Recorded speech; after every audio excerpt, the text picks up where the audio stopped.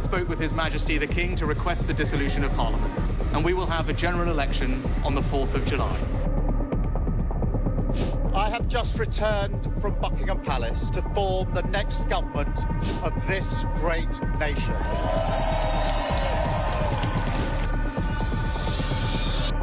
Take a look at what happened.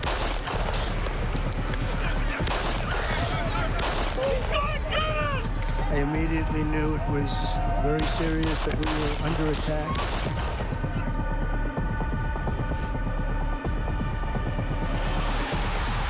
The time has come, and this surely is England's time. Williams, who scores, and Spain lead. Shot from distance is in.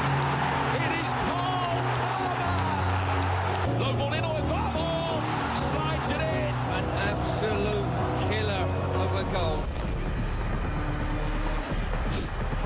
I agree with the protest, but I don't think the violence was anywhere near necessary. No, I mean, I don't think anyone, Nigel, would ever think that the violence was the answer at all.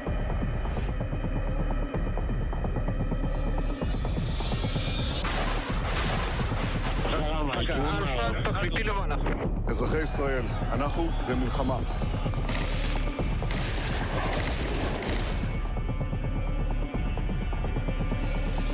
I probably took a bullet to the head because of the things that they say about me. If Donald Trump were president, Putin would be sitting in Kyiv right now.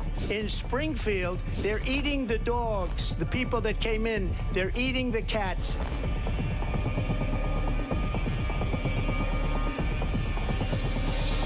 Liberal left couldn't understand that this man could be anything other than the great newsreader, a man of integrity. Is it possible in any way, shape or form that Keir Starmer didn't know about these facts about the suspect in Southport? I find it extraordinary that he wouldn't know. It seems that the public has not been told the truth. No, there's nothing like an American election, I have to say. North Dakota has gone red, South Dakota's red, Texas is red. Many people have told me that God spared my life for a reason.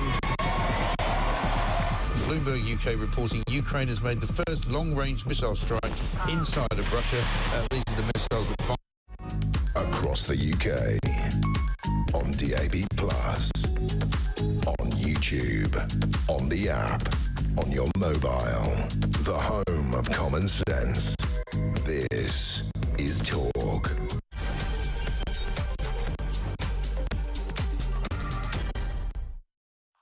Hello, a very good morning to you. It's just after 6 o'clock, Tuesday, December the 24th. That means, of course, it is Christmas Eve. Just one sleep to go until Christmas Day itself. Thanks very much for your company this morning. Really good to see you this morning. Now, I was thinking, who on earth would be the best fit for Christmas Eve? And there is only one man who fits that bill, and that is Peter Blexley, former Met Police detective, who joins me this morning. Good morning. Oh, come on. No, you love it. I'm only joking. Yeah, you love Christmas. I'm very excited. Are you? Yes. Are you all set? Yes, we pretty much are. It'll be a very different Christmas this year because mine and Sarah's two sons are both away travelling. Right. So tomorrow morning when Sarah rolls over, I think she'll be a little dewy-eyed. Will she? Missing her boys? Because her boys aren't there. Well, I think that it doesn't matter what age are they, by the way. 22 and 23. Right. Yeah. It doesn't matter what age they are. They're still mummy's boys. Yes, and we'll speak to them. There'll be FaceTime and all of that. And we're planning to go away in the new year and all meet up somewhere exotic anyway and do Christmas. Sounds lovely. But and we're going to friends who live just a 10-minute walk round the corner. Very nice. So no drinking and driving, you see? Absolutely. Oh, very good. Boy. And tonight, of all nights, a little reminder. Do you know what? It's just not worth it. It's not worth it. Leaving aside the potential to get arrested and thereby lose your career, possibly, if it involves driving, and all of that, the fines, the court appearances, the most important thing is you could, of course, kill someone. And there are an astonishing number of fatal collisions every week of the year caused by people either drinking and driving, driving under the influence of drugs, or, of course, using their phones when they're driving. And of Just course, don't do I it. mean, I think you're right. And then people think, well, I'm just nipping to the pub. It's just down the corner. It's round the bend, and it's not that far. It isn't worth it. It just isn't worth it. It truly, truly isn't worth it. Have that self-discipline to go, no. Yeah. If I'm drinking, the car is not involved. I totally agree. And also, if you're going to go out and cane it tonight, be very, very Describe careful. cane it. Well, getting heavily on the alcohol, should I say. Yes. OK? What about tomorrow and driving? No. Yeah, you're right. Because in all likelihood, you'll be over the limit. You are absolutely right. And I think it's worth actually remembering it's basically an hour per unit. So a pint of beer is 2 hours. So even if you go to bed and you then think, oh, I'm getting up early and I'm going to drive off to my relatives, yeah, you're right. So you've gone out, you've had 6 or 7 pints with your mates, somebody's bought a couple of rounds of shots, for example. Peter, wow. All of that. Please drink responsibly. But, you know, people do consume alcohol in these numbers. I've been known to do that myself in the past. Absolutely. I'm not going to be a hypocrite. So look how long that takes you out of the game in terms of driving tomorrow. And beware, the police know these things. They really do. Sure they do. So if you jump in a car tomorrow morning, I can guarantee there will be people arrested for drink and driving the morning after tomorrow. Merry Christmas. Don't wreck it. Right, who asked him in? Well, it's a I agree. Public service broadcast. I totally agree, Peter. By the way, lots of nice messages coming in about you. Sophie Preston Hall, good morning to you. I love, in capital letters, Peter Blexley says it as it is, no messing. If we had more like him in this country, we wouldn't be in such a sorry state. I'll be tuning in once again from my sunbed in Dubai. You can really go off, people, can't you? Happy Christmas Eve, David, and to Peter. Lovely. That's really lovely, isn't it? Now, obviously, we're in Christmas Eve, festive season, the time of season's greetings, good cheer, and positive, optimistic, upbeat messaging. Now, the Prime Minister has made his Christmas address. So what I thought I'd do this morning, if you are just waking up, I thought what I'll do is I'll hand over to the Prime Minister now to count down to his all-important Christmas message. 5, 4, 3, 2, 1. This Christmas, people will be travelling up and down the country, heading home, visiting relatives and loved ones to celebrate together the hope and joy of this special season. It's a time to remind ourselves what's really important. Family, friendship and fellowship between all people. Being there for one another in these celebrations as well as the more difficult times. I'd like especially to thank those who will spend their Christmas serving others this year in our NHS and emergency services, our armed forces, and the churches and charities that will welcome every person this Christmas. Because I know this is not an easy time for everyone, and my thoughts are with all those who are lonely this Christmas, having a tough time, missing a loved one. You are not alone. Because as Christians celebrate the birth of Jesus Christ, the Christmas story reminds all of us to reach out to one another, to care for one another, and to look after those around us. This Christmas, I will be hoping for peace, particularly in the Middle East, as the birthplace of the Christmas story. I'll be looking towards a better, brighter future for every person, and celebrating the joy and wonder that Christmas brings. So, from my family to yours, I hope you have a very Merry Christmas. Oh, it's over. It's over. It's over. Your thoughts? Excuse me. Sorry about that. Could somebody come and clean up, please? I mean, it's very... It's vomit-inducing. It's revolting. He oozes insincerity out of every pore. And I'll say what I said to Mike Graham on Plank of the Week a couple of weeks ago.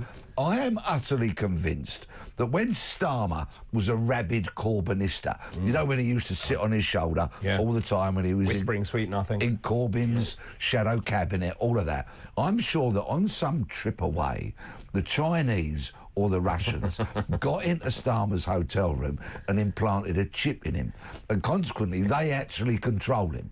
I'm sure he's being controlled by an enemy force some miles away. Yeah, you're right. I mean, A, it's incredible incredibly soporific because I was nearly asleep at the end of that. But also, did anyone go through this speech? Because he talks about family and friendship and those having a tough time. Hang on a minute. You're the one that took away the winter fuel allowance. You're the one that actually has constrained or consigned people to having a really rough Christmas this Christmas. Also, inflation has gone up. You are totally out of control, out of your depth. And here are these platitudes.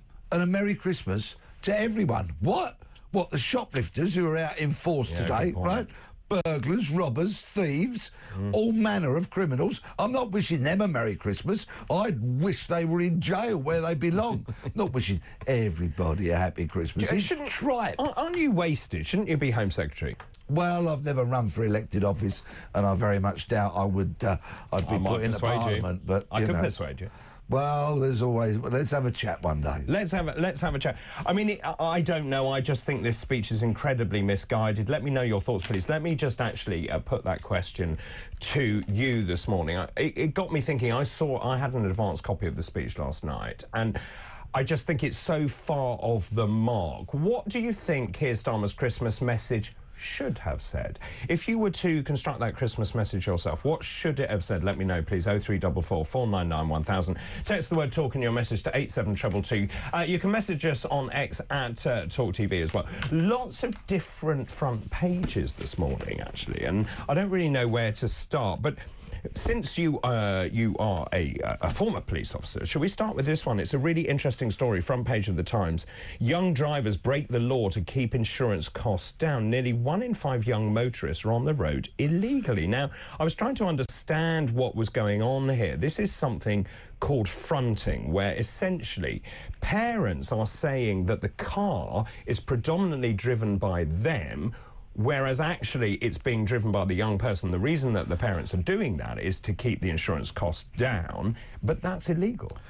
Insurance costs are ridiculous. They are. Car insurance costs are absolutely sky high, particularly for young drivers. Yeah. And the reason for that is, one of the reasons for that is, of course, unfortunately, many young drivers get involved in accidents. And a lot of those, tragically, are fatal accidents. Yeah. So that is one of the reasons. Of course, other reasons why insurance costs are so sky high is because of the number of cars that get stolen and simply never recovered. Yep. And some of the lunatic driving that certain people choose to partake in. So I kind of understand, although I do not condone or agree with in any way, why people fall foul of temptation. So a young person, not long past their driving test, needs to drive to work, say, for example, every day. They will say their parent is the main driver, when in fact it is actually them. But I think many parents actually don't realise that what they've done is illegal. I think that many of them are doing that in good faith. They probably say, well, you know, maybe they bought the car, an old banger for their kid, and thinks, well, I'm the main driver of that. I hadn't realised, actually, that it is against the law. Come on, parents know whether they're the main driver or not, OK? Let's not dance around the handbags here, OK? All right. If a parent buys their newly qualified driver an old banger, for want of a better expression, and they give it to that child, they know it's the child that's going to be driving it. The parent will rarely, if ever, drive it. So it is a criminal offence. Yep. It's growing, therefore it's becoming more and more of an issue. And of course, police, when they stop you, have instant access to insurance databases. It's not like in the old days when you'd have to send a producer in and all that kind of stuff. They've got an instant access now from the roadside to these databases, and it's not that difficult to gather the evidence to see whether in fact you are the primary driver or you are in fact a named driver. Let's just move very quickly to the Daily Telegraph, if we can. Lots of stories on here. There's a really interesting story, and that's their lead. I think it's an odd lead, actually. Royal Mail accused of faking deliveries. Many of us sort of will understand this. Apparently, Royal Mail managers have been accused of faking deliveries to preserve their yearly bonuses. So essentially, people around the country have been getting these notices, these emails saying, we've attempted to deliver your parcel parcel or letter or whatever it is, and yet they've been in their house the whole time. There's been no sign of any postal worker, any post officer coming to the door. And so what they're saying is that actually there has been this culture within Royal Mail of saying, well, because we can't get around all of those houses, to keep our bonuses, we are pressuring staff to say we've attempted delivery. Last week when I was travelling home on the train from Talk Towers, I had the pleasure of sitting very close to two postal workers. Oh, yeah. And they were discussing exactly this subject.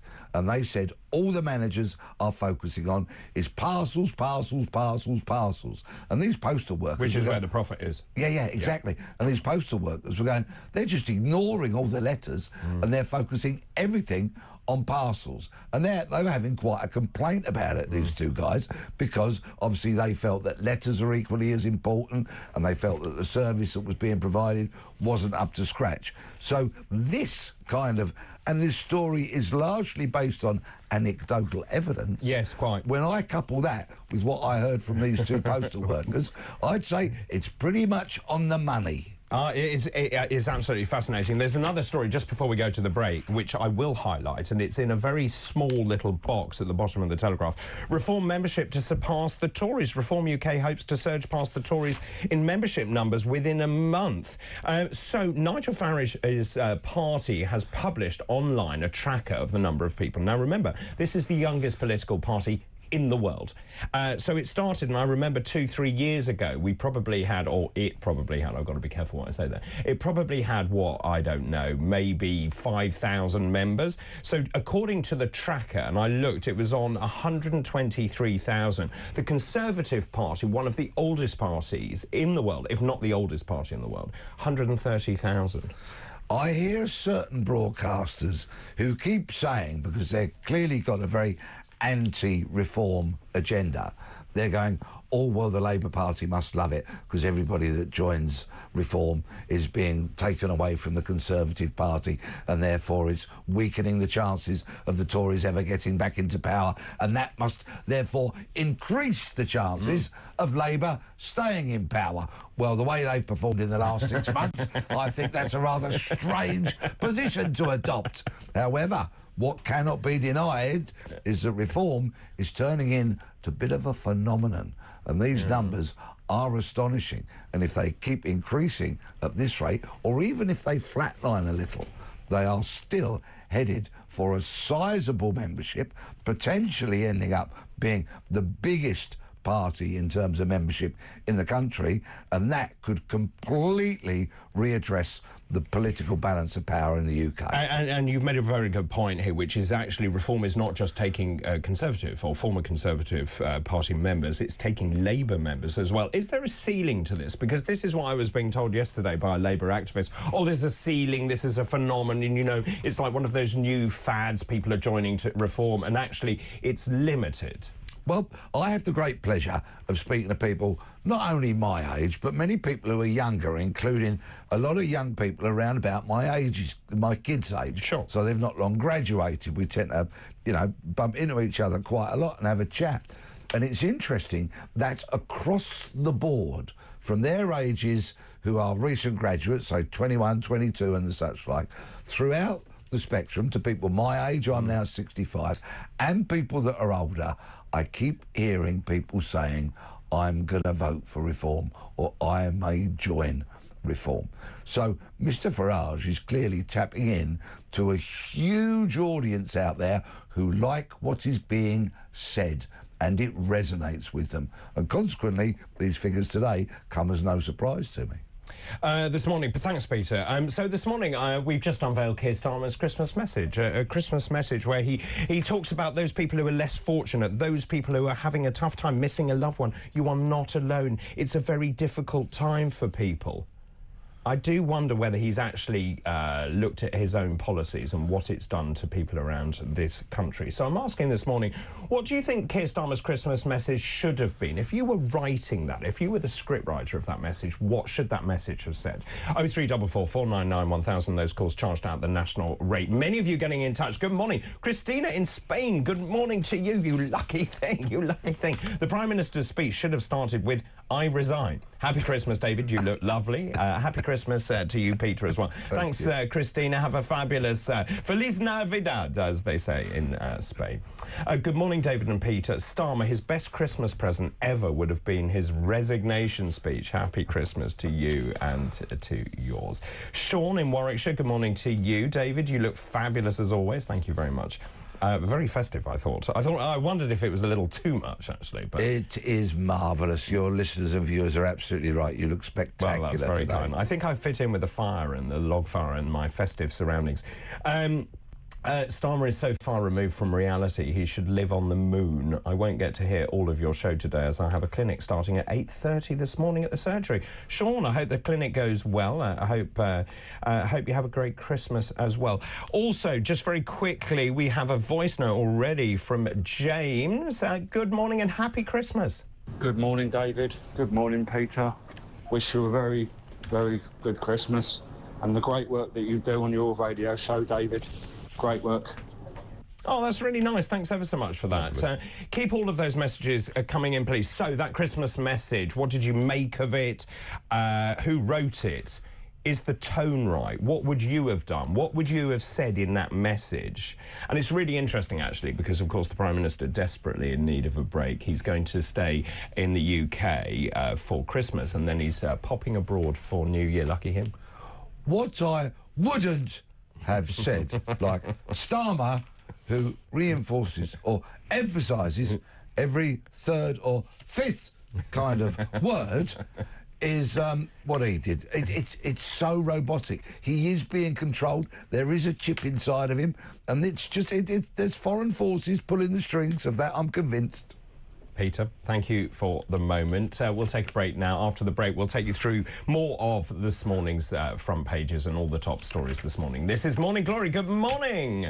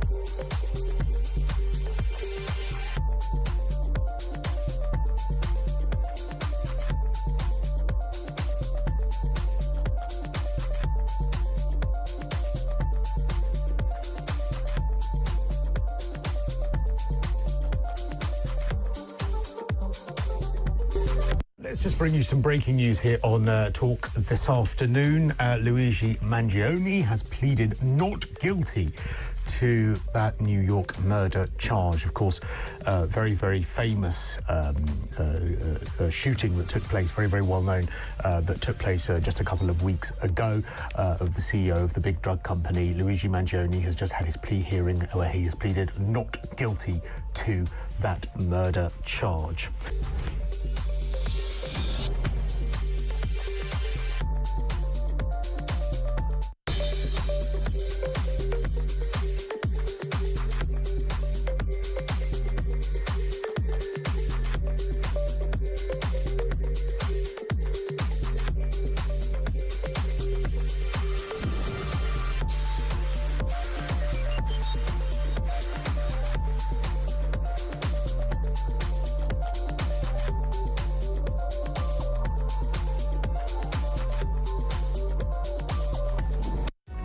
Across the UK, on DAB+, on YouTube, on the app, on your mobile, the home of common sense. This is Talk. Welcome back. This is Talk Weekend Breakfast, Christmas Eve. Welcome along. 6:25, Tuesday, December the 24th. I'm joined by Peter Blexley, former Metropolitan Police detective, who's already told me off this morning multiple times. Let's just have a look at some of the other stories. Keep all your messages coming in because Keir Starmer has delivered in a very monotonous, Dalek-like voice his Christmas message. And I just feel it's deeply misplaced. The wording is wrong. I think there's also a lack of empathy. It hasn't been thought through in terms of what he says and the implications of what he says. So I'm asking this morning, what do you think Keir Starmer's Christmas message should have said? If you'd written it, what would it have said? 0344 499 1000. Text the word talk in your message to 87222. You can also WhatsApp us, leave a voice note as well. Really keen on all of those. Please, just very quickly, I'll just read a couple of these. This is Neil. Dr. David, good to see that we're having the Reform love-in so early in the show. No, it's not a love-in. I'm just reporting what is on the front page of the Telegraph. Reform membership to surpass Tories. I think your enthusiasm, David, is misplaced. There are many Tories like me that will never vote for a one-man party. You keep saying there'll be no deal between the two parties. Then that, for the reasons stated above, we will have Starmer for another 5 years. Merry Christmas and thanks for all you've done this year. I don't know if that's sarcastic. I think there's a hint of sarcasm in there, but there's nothing wrong with that on Christmas Eve. No, quite right. This is the place, isn't it, where people express their views. And we welcome them all, don't we? Well, let me ask you the question. Should Reform join with the Tories? Should there be a pact? Well, I think at the moment both parties are very much against that, aren't they? There doesn't seem to be any reaching out to one another to try and build a pact like that.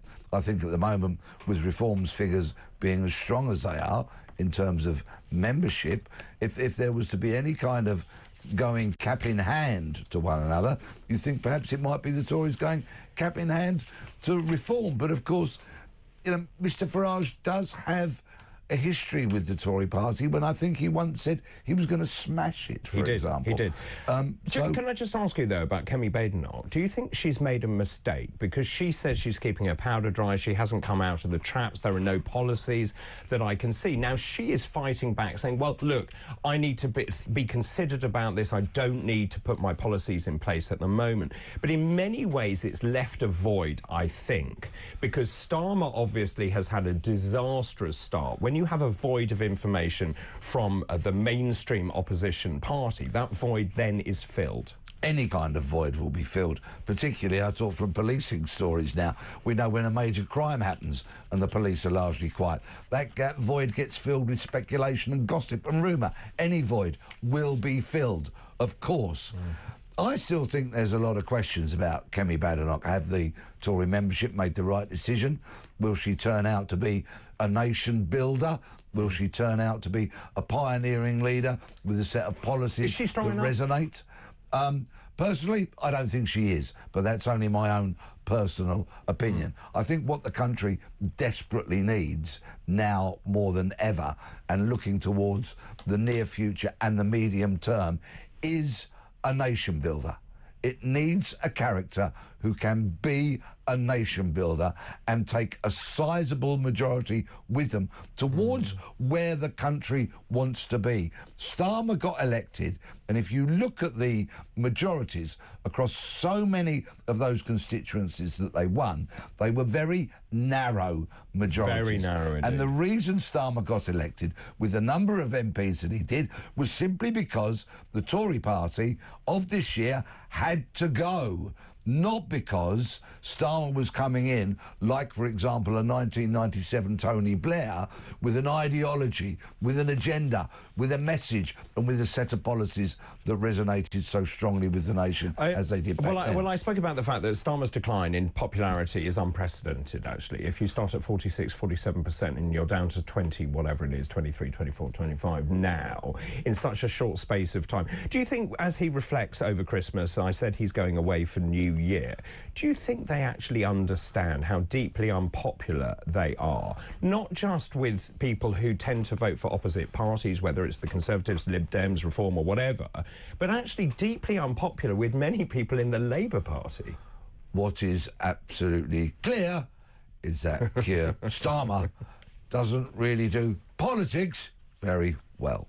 They've really done the politicking appallingly since getting elected, and that's showing in these tanking poll numbers.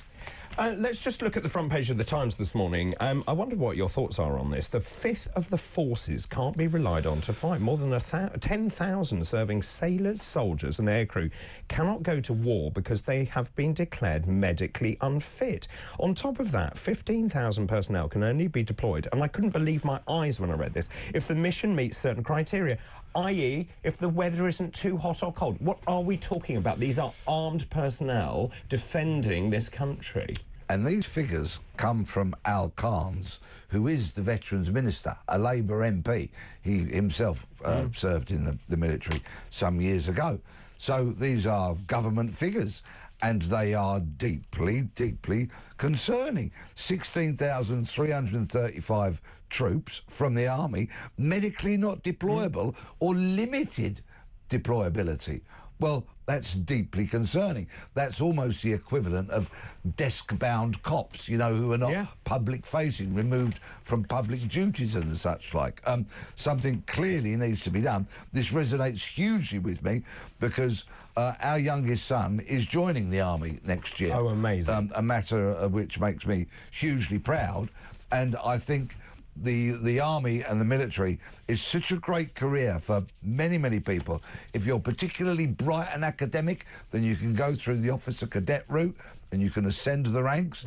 If you're less academic but you're very practical, what a great thing for boys and girls, young men, young women to go in, develop life skills which will serve you throughout your entire life, make you very employable, and of course you also get the opportunity from the ranks to ascend into an officer role if you're good enough. It's a meritocracy, not an aristocracy. Yeah, well said, well said. Of course, our numbers are really dwindling. The Army now at 72,000 only. The Navy, 29,000. When you look back at what really important figures have said in the military, Sir Richard Dearlove said the government is putting UK national security at risk. We've managed to scrap 6 major programmes, including HMS Albion, HMS Bulwark. We've also lost a Type 23 frigate, Chinooks. They've all gone.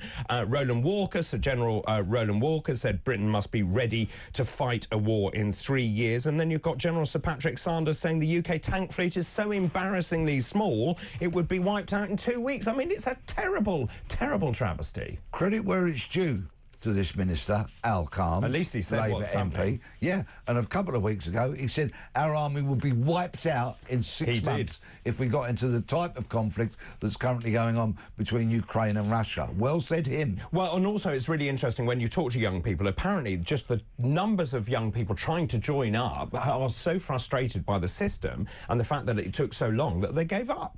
Well, that's unfortunate, and I would urge people to stick with it because a career in the military, in public service, if you run its course and you stick with it, you will end up with wonderful skills, as I spoke about not so long ago, but you will also have a career that you can look back on with some considerable pride. I also think you gain amazing friendships and camaraderie and all that stuff and teamwork, and you learn a lot of great skills. Yeah, indeed, indeed. I would urge anybody that was thinking about it to absolutely go for it. Join the military. Our country needs you. Well said. Good God, you are Kitchener, the modern-day Kitchener. Let's go back to the Prime Minister's Christmas message, because I wonder what your thoughts are on it. What did you make of it? Is it well constructed? Has he hit all the right notes? Is there any sense of understanding what the country is going through this morning? I'm asking for your thoughts on that. Leave a message or send us a voice note. Let's talk to Adam in Essex. Good morning to you, Adam. Good morning, both of you. And morning. I'd like to say Happy Christmas to both of you. And to you. Happy Christmas to both. Yeah, I was just thinking, when you said you had a transcript of the speech... I do. Well, I was going to say, how about... Because it's all rubbish. It's rubbish, I'm sorry. Right. But why don't you put it through an AI analyzer? It's been written by AI. What bit do you think is rubbish? I mean... So there, if you dissect it, I mean, he talks about, you know, the factually correct things, people are travelling for Christmas. But for me, what particularly jars, he talks about saying thank you to those who are serving others, which is very noble, I suppose, in many ways. But he then says he's thinking about people who are lonely, who are having a tough time. This is the government that has taken away the winter fuel allowance. This is the government that isn't paying the waspy women. This is the government that has seen inflation rise, where interest rates are not going down, where people can't afford their mortgages. Is there any sense that he understands what's going on?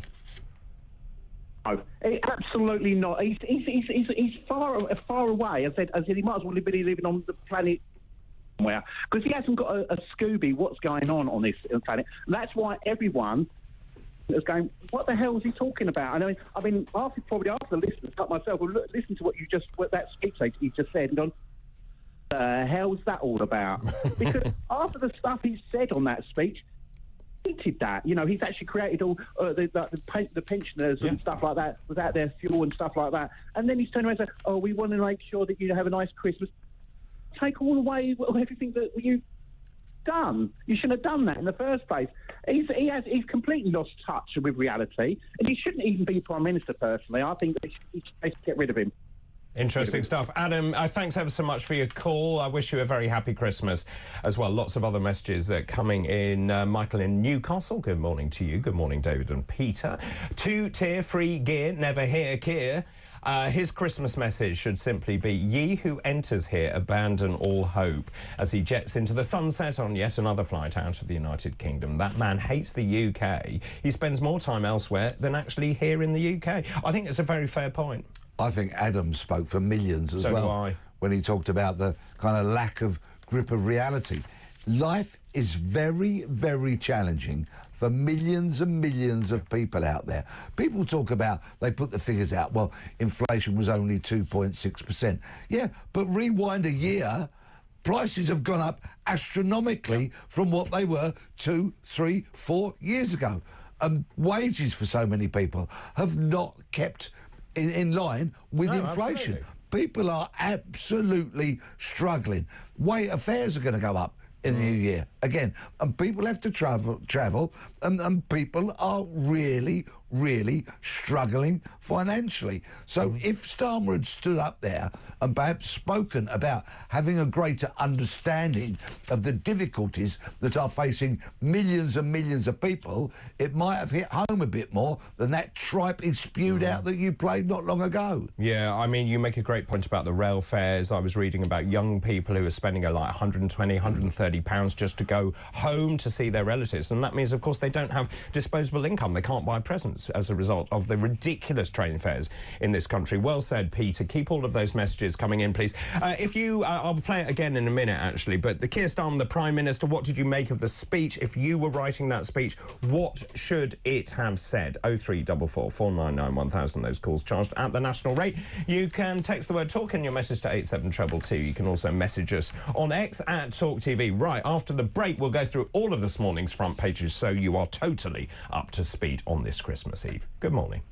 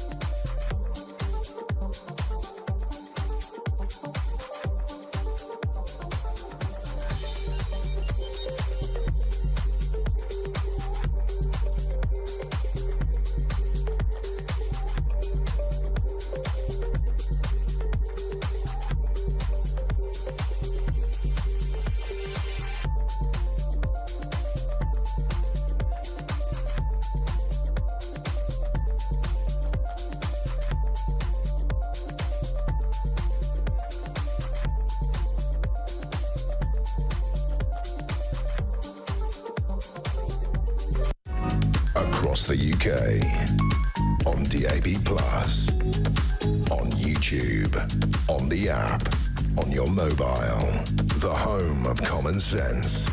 This is Talk. Welcome back. This is Talk 6:40 on this Christmas Eve, Tuesday, December the 24th. Peter Blexley joins me this morning with his dose of common sense, as you would expect from him, who does an excellent interpretation of Keir Starmer. Well, thank you very much. I think it's only the intonation of every third or maybe fifth word that it is that he says, and that has clearly been trained into him and is not natural in any way.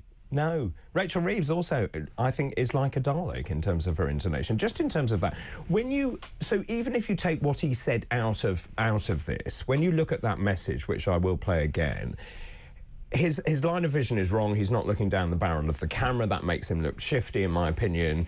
But also, it just doesn't show empathy, does it? No, and so many millions of people, if they do watch it, I think they will be looking at him going, I bet he's in another suit that's been given to him by a Labour donor.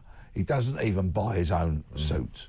You know, this shows such a disconnect from the people because, OK, if you're going for a job interview, you'll buy a suit because you might want to look nice if it's necessary. I know those kind of things are diminishing in the modern workplace. I think they're really important. But it's important. And glasses. You know, what were they? 5 pairs. £2,000 glasses or something. It's just ridiculous. And he's the leader of the Labour Party and supposed to be a man of the people and know what's going on and have his ear to the ground. This lot do the optics very bad and they do the politics even worse. Yeah, well said. Let's take you through the front pages if you are just waking up this morning. Let's start with the Times. This is the article we were talking about. Young drivers break the law to keep insurance costs down. It's against the law. Essentially, this is called fronting. This is where the parents say the car is their main car and then the kids are driving it as secondary drivers, whereas these are actually, the cars are being predominantly used by those young people. That is against the law. Young drivers break the law to keep insurance costs down. down. That's the headline in the Times.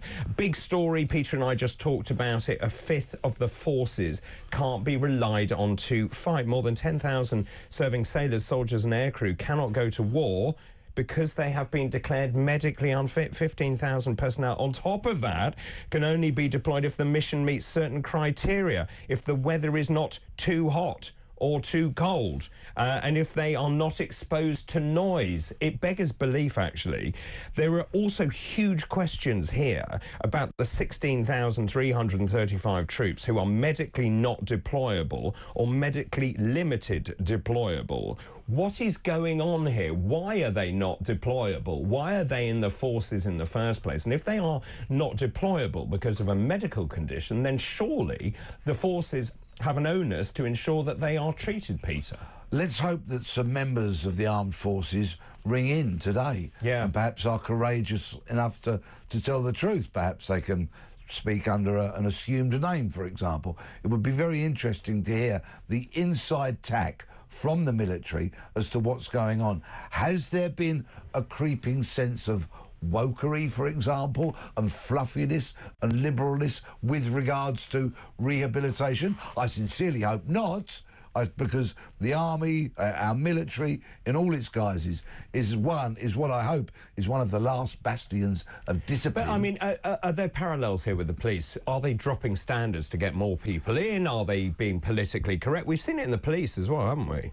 Yes, we have. I was fortunate enough with my wife to go to an open day at Sandhurst, the military academy, where my son's going next year.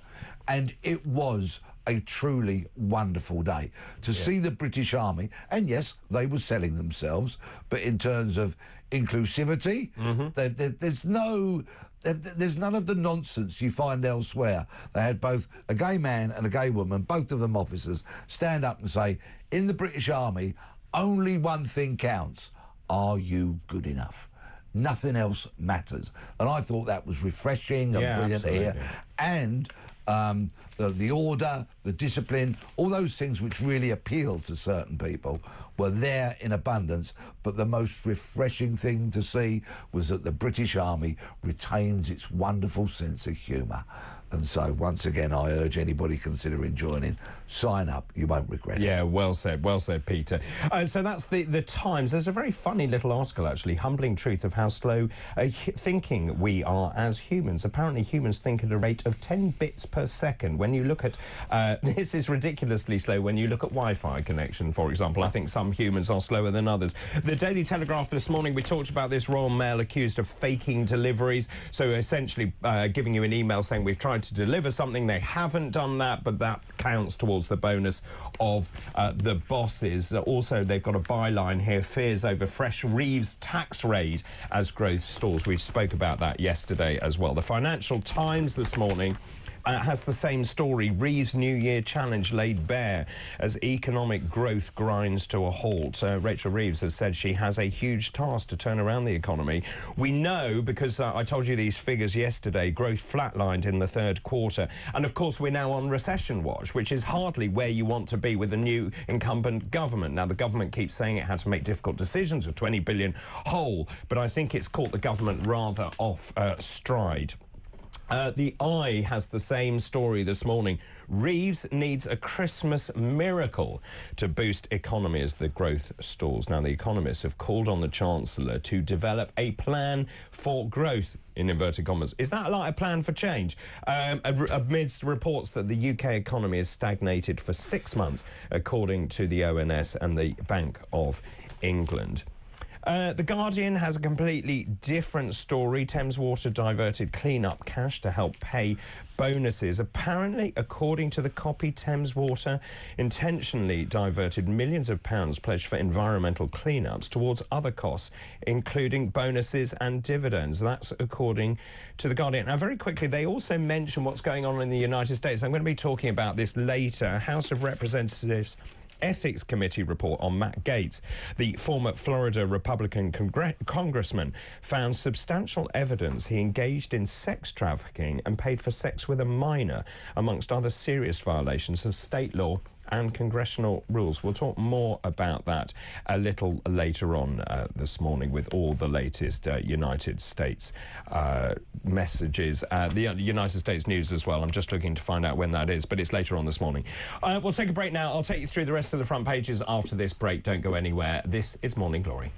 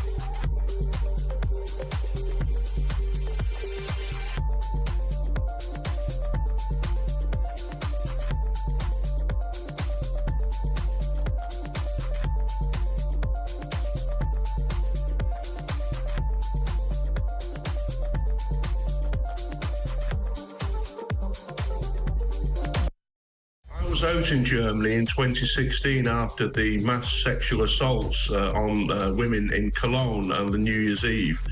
And there I was the police advisor to the German police. And what struck me there is that the authorities tried to cover it up for 3 days before it all came out. And it resulted in the police president being sacked. And we see this everywhere, that there's an attempt to sort of cover up the truth. What strikes me here is that the German police have been far quicker to release details saying that the man was from Saudi.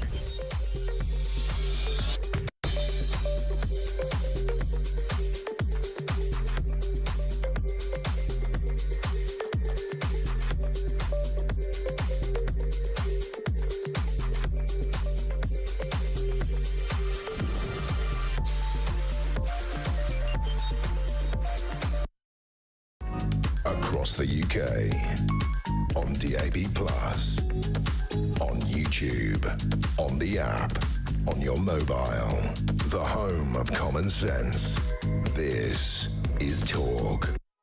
Morning, 6:51 on Christmas Eve. Peter Blexley with me. Let's finish the front pages this morning. Daily Mirror, honour the brave. Calls are growing for an extra bank holiday to mark next year's 80th anniversary of the end of the Second World War. 73% in the poll back a day off to honour the dwindling band of heroes such as Bernard Morgan, 100 who helped to crash fascism. I think it's a brilliant idea, actually, because I think many young people do not understand what went on, the sacrifices that were made to ensure that we have our liberty. Then, in pretty much all the papers, the Daily Mail, King's message of national healing, the King's Christmas message tomorrow has been inspired by the way the UK pulled together after the Southport murders and riots. The King will reflect on a difficult year for the family following 2 shock cancer diagnoses, as well as others who have suffered in the UK and abroad, particularly the Middle East. The Daily Express has the same headline, King's message of unity and hope at Christmas. The Sun also has the same story with a rather lovely message, actually. Good health, Your Majesty. And there's a lot of talk this morning in the papers about the personal journey the King has been on. Also, Catherine has been on with their cancer diagnoses. Also, the King is delivering his Christmas message from a former hospital chapel to mark his ongoing cancer treatment. I think it's only the 4th time it's been filmed outside the palace.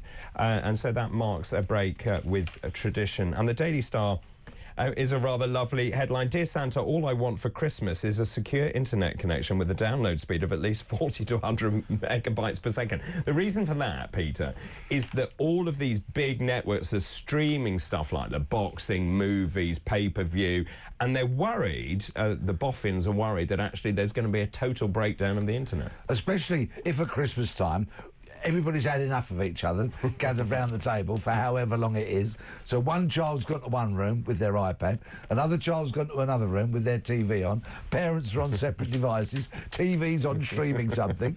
You imagine all the kind of, you know, how much that hoovers up. So, yes, there could be perhaps one day an enormous crash, and where would that leave people then? And then people have to talk to each other. Or pick up a book. Or pick up... Wow. Oh. What is a book? Oh, well, they're things that I've written over the years. Oh, well, look at you. And they're all still available on Amazon. Are they? Yes, they are. What's your best one?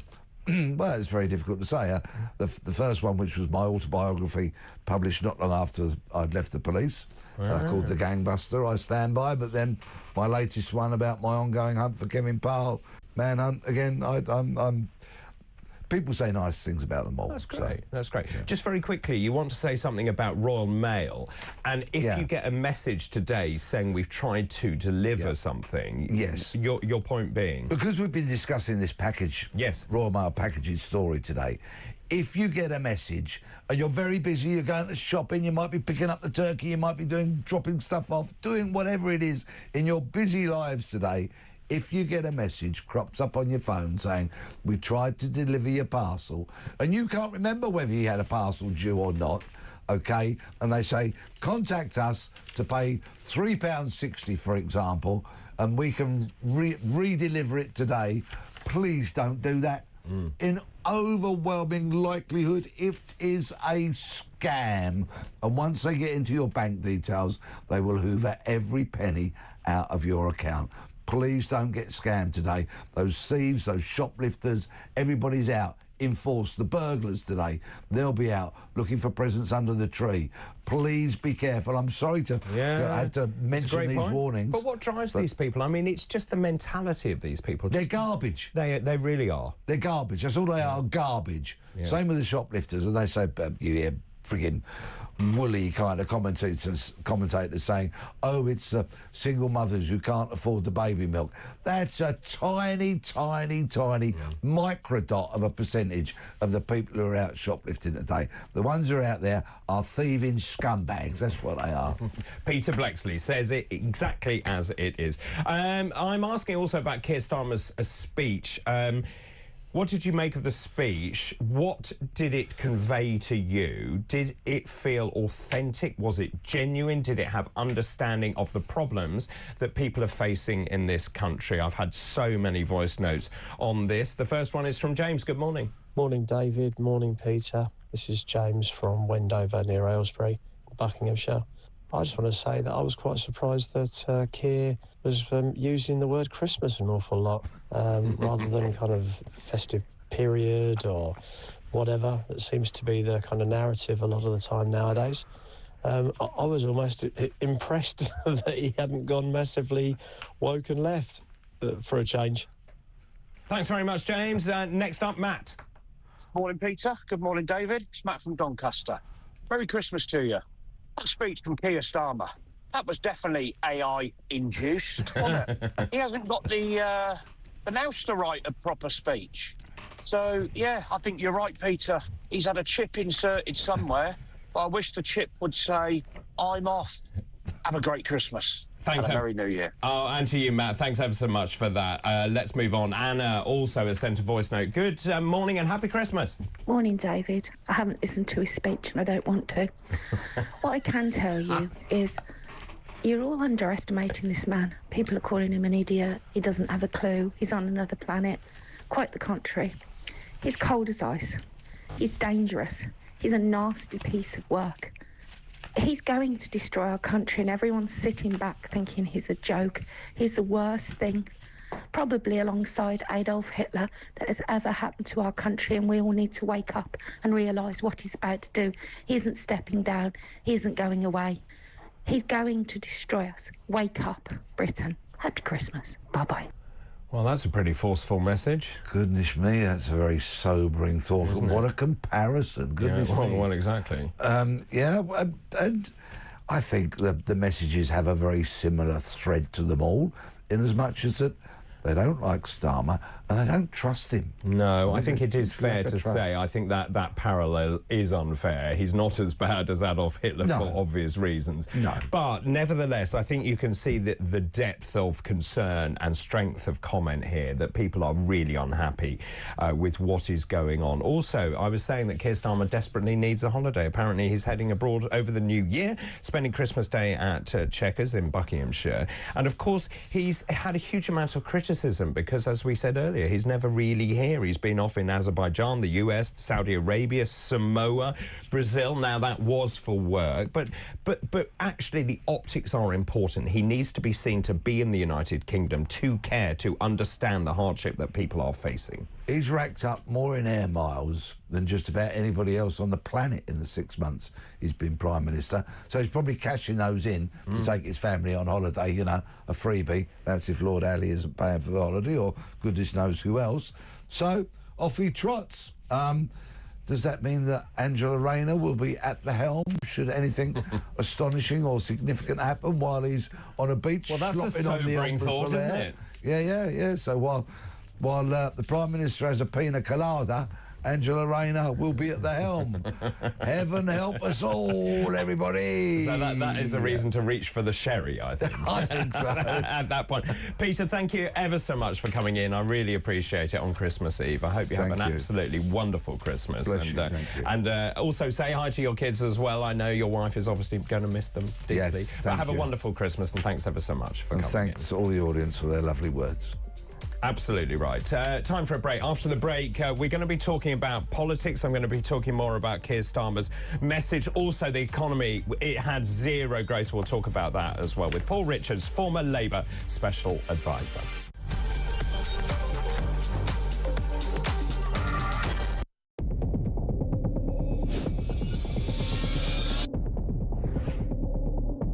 I spoke with His Majesty the King to request the dissolution of Parliament, and we will have a general election on the 4th of July.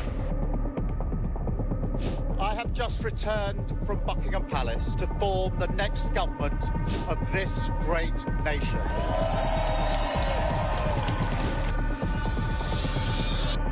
Take a look at what happened.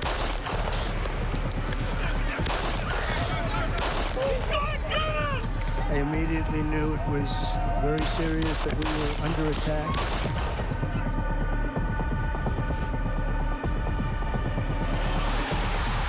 The time has come, and this surely is England's time. Williams, who scores, and Spain lead. Shot from distance is in. It is Cole Palmer. Low ball in or far ball, slides it in. An absolute killer of a goal. I agree with the protest, but I don't think the violence was anywhere near necessary. No, I mean, I don't think anyone, Nigel, would ever think that the violence was the answer at all.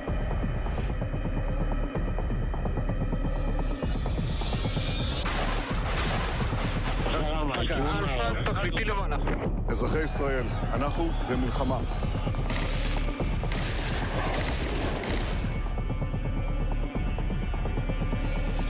I probably took a bullet to the head because of the things that they say about me. If Donald Trump were president, Putin would be sitting in Kyiv right now. In Springfield, they're eating the dogs. The people that came in, they're eating the cats.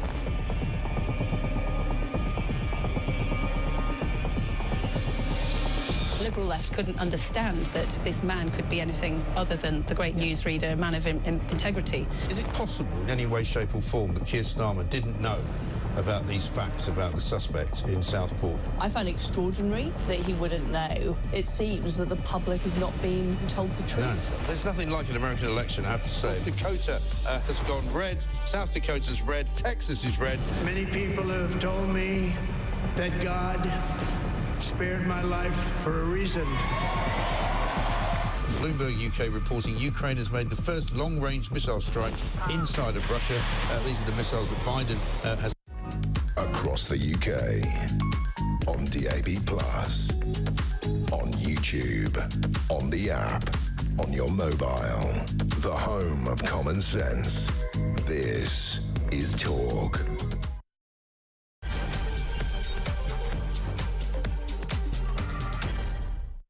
Hello, very good morning to you. Just after 7 o'clock on Tuesday, December the 24th, of course, Christmas Eve. David Bull here in for Mike Graham himself. A very good morning to you. Happy Christmas. Hope you're very well this morning. Now, obviously, it's a time of joy and festive greetings.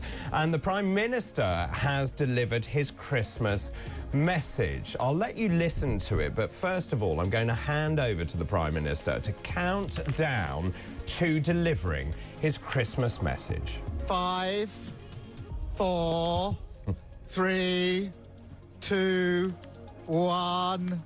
This Christmas, people will be travelling up and down the country, heading home, visiting relatives and loved ones, to celebrate together the hope and joy of this special season. It's a time to remind ourselves what's really important. Family, friendship, and fellowship between all people. Being there for one another in these celebrations as well as the more difficult times. I'd like especially to thank those who will spend their Christmas serving others this year in our NHS and emergency services, our armed forces, and the churches and charities that will welcome every person this Christmas. Because I know this is not an easy time for everyone. And my thoughts are with all those who are lonely this Christmas, having a tough time, missing a loved one. You are not alone. Because as Christians celebrate the birth of Jesus Christ, the Christmas story reminds all of us to reach out to one another, to care for one another, and to look after those around us. This Christmas, I will be hoping for peace, particularly in the Middle East, as the birthplace of the Christmas story. I'll be looking towards a better, brighter future for every person and celebrating the joy and wonder that Christmas brings. So, from my family to yours, I hope you have a very Merry Christmas. What do you make of that? Is it on the money? Does he understand what is going on in the country? Let me know, please. 0344 499 1000. Those calls charged at the national rate. You can text the word TALK and your message to 87222. You can message us on X as well. Joining me now, Paul Richards, former Labour Special Advisor. Very good morning to you and happy Christmas. Happy Christmas to you too. Thanks very much indeed. What do you make of the speech? I thought it was pitch perfect, actually. I thought he got across the Christian message of Christmas well. He wished us all well for our families. He talked about the role of the churches being very important this point of the year. But he also had a bit of optimism, a bit of hope. And I think it's been such a gloomy time, David. You know, the last few years have been really gloomy with the economy, and I know we're going to talk about that in a minute, but also just, you know, the general sense that nothing works and there's potholes everywhere and, you know, lengthening queues for the NHS, and all of these things made the country a bit gloomy. I think a little bit of optimism was probably the right tone to adopt, because I think we do need to look to better times ahead. Where did you see the optimism in that? Well, he talked about better times ahead and talked about a better, brighter future.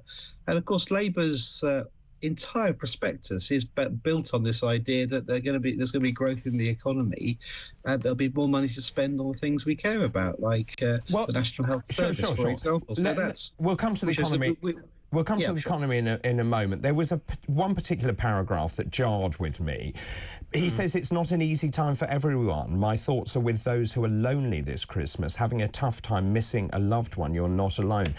You know, this is the government that has taken away the winter fuel allowance. We're hearing from elderly people who are sitting in one room with a 1-bar electric fire on. We're hearing from people, waspy women, who feel that they've been let down by the government. We've seen inflation rise. People who can't afford their mortgages, for example. So, to me, that jars. There is no understanding that people are going through a very difficult time. We've heard from young people saying they can't afford the rail tickets to get to see their families. Well, I mean, let's unpack all of that. The waspy women wanted £10 billion, and we decided... Well, they say they wanted fair compensation. Well, it wasn't fair because they knew about it. 9 out of 10 knew that this was coming down the line for 15 years. Even though Rachel Reeves campaigned with her mother for it. Any reasonable person would say, look, you know, £10 billion in the current climate, we'd all like that, but they can't justify that. The rail fares, well, we've just nationalised the railways. The very first but the fares aren't coming down, are they? So they will once the franchises return to public ownership. So that's a pretty big. That is not my understanding, but okay, I'll give you the benefit of the doubt. On the winter fuel allowance, well, it's just the rich pensioners had that money taken away, but don't forget the triple lock on the pensions means that all pensions are going up, so pensioners are doing better as a result. And of course there is hardship out there. That's why the Labour government wants to get the economy moving in the right direction. But you know, the triple lock does mean the pensions are going up, and I think your viewers do need to know that the triple lock is a major investment by this government in pensions, because we are on the side of pensioners, and so I think that and the national minimum wage has gone up too, so people who are on some of those jobs, the people working today and tomorrow, you know, doing 2 or 3 jobs on minimum wage, will see their pay increase as well. So that's can I just ask, why are his poll ratings so dire? They are so dire. They've never been so low, and even if you look back as far as Jeremy Corbyn. Well, I think all governments are unpopular. No one likes the government particularly. And I think we're going into the end of the year with Labour ahead in the polls, certainly doing better than Kemi Badenoch, who has had an absolute shocker of 6 weeks in her leadership of the Conservative Party. But I think it's a reflection, too, of the fact that things are difficult. And the figures that came out relating to July to September from the ONS this week show that the economy is doing difficulty. It is in difficulty. And after 14 years of a lack of investment, that's what you get. But that's not true, is it? Because actually, before Labour took power, we were the fastest growing economy in the G7. Now, the UK economy had 0 growth between July and September, according, as you rightly say, to the official figures. Inflation rising as well. Rachel Reeves' budget spooked many businesses. We spoke about this yesterday. Employers' National Insurance is a major problem for companies. They're laying people off. They say they cannot afford to operate. We're hearing from SMEs, the small businesses, saying we cannot afford to operate. I'm particularly thinking about pubs who cannot afford to keep the staff on payroll. Do you think the Chancellor actually understood truly what she was doing? I mean, don't forget the flatlining figures relate to July to September, which means it's the previous government's economic policies that have created that. It's before Rachel Reeves's budget. On small businesses, I think there are measures in the budget that will help small businesses. And for example, the Labour government's going to reform business rates. And I think for those small businesses that are on the high street getting crippled by high business rates, I think they'll find that a real boost in the future. Also, putting money into people's pockets. And I know it's unpopular, but, you know, settling some of these pay claims and getting the strike settled means people have a bit more money and they can go and spend that. Well, it's a huge amount of money, isn't it, in terms they hosed money at the unions, and it feels that actually there were no changes to working practices. Well, I think in the National Health Service, I think some of those workers that got the pay rise deserve it. I think, you know, the National Health Service is a national treasure, and I think those workers shouldn't be on strike. I think they should be helping make us all better. And I'm glad that that was settled, because I think, you know, it's really important that we have a big National Health Service that works for everyone. And I think that that means also that they've got a bit more money. So, you know, it helps small businesses too. This is our economic plan, is that you put more money in people's pockets, they then spend that in the economy, and that helps growth. So let's just go back to the economy. When you look at the CBI, they have done these responses from 899 firms. They say private sector businesses across all industries expected a steep decline in activity in the first 3 months of 2025. So expectations at an all-time low. The fact is that they say the measures in the budget are too draconian, and it's time for the government to rethink. Well, the CBI is a lobbying group, isn't it? It's there to sort of, you know, campaign on behalf of its members, who are these businesses. So, of course, they're going to say that. They're going to want lower taxes for their members, and they're going to say everything's terrible, and they're going to attack the government. And that's what the CBI does. It's a lobbying organisation. I think the proof of the pudding will be in the figures that relate to the period after Rachel Reeves's government. And I think, and then thereafter, you know, we haven't got an election now for another 4 years. So I think we've got to look at the economic plan as a long-term plan, and that's why it's hard. And there is a difficulty, I think, in our politics, which is that we're expecting instant results. But also, just everything's going to be better. Well, let me just point you to the Daily Telegraph. But Rachel Reeves said whether you believe her or not, she says, right, we've got this 22 billion black hole, so they've now increased that to 40 billion. That was their decision. But also, she said she was fixing, I think, the foundations of the economy, and yet the front page of the Daily Telegraph this morning says fears over fresh Reeves tax raid because growth is stalling, because Britain is on the brink of a recession. That is not exactly an accolade she should be proud of.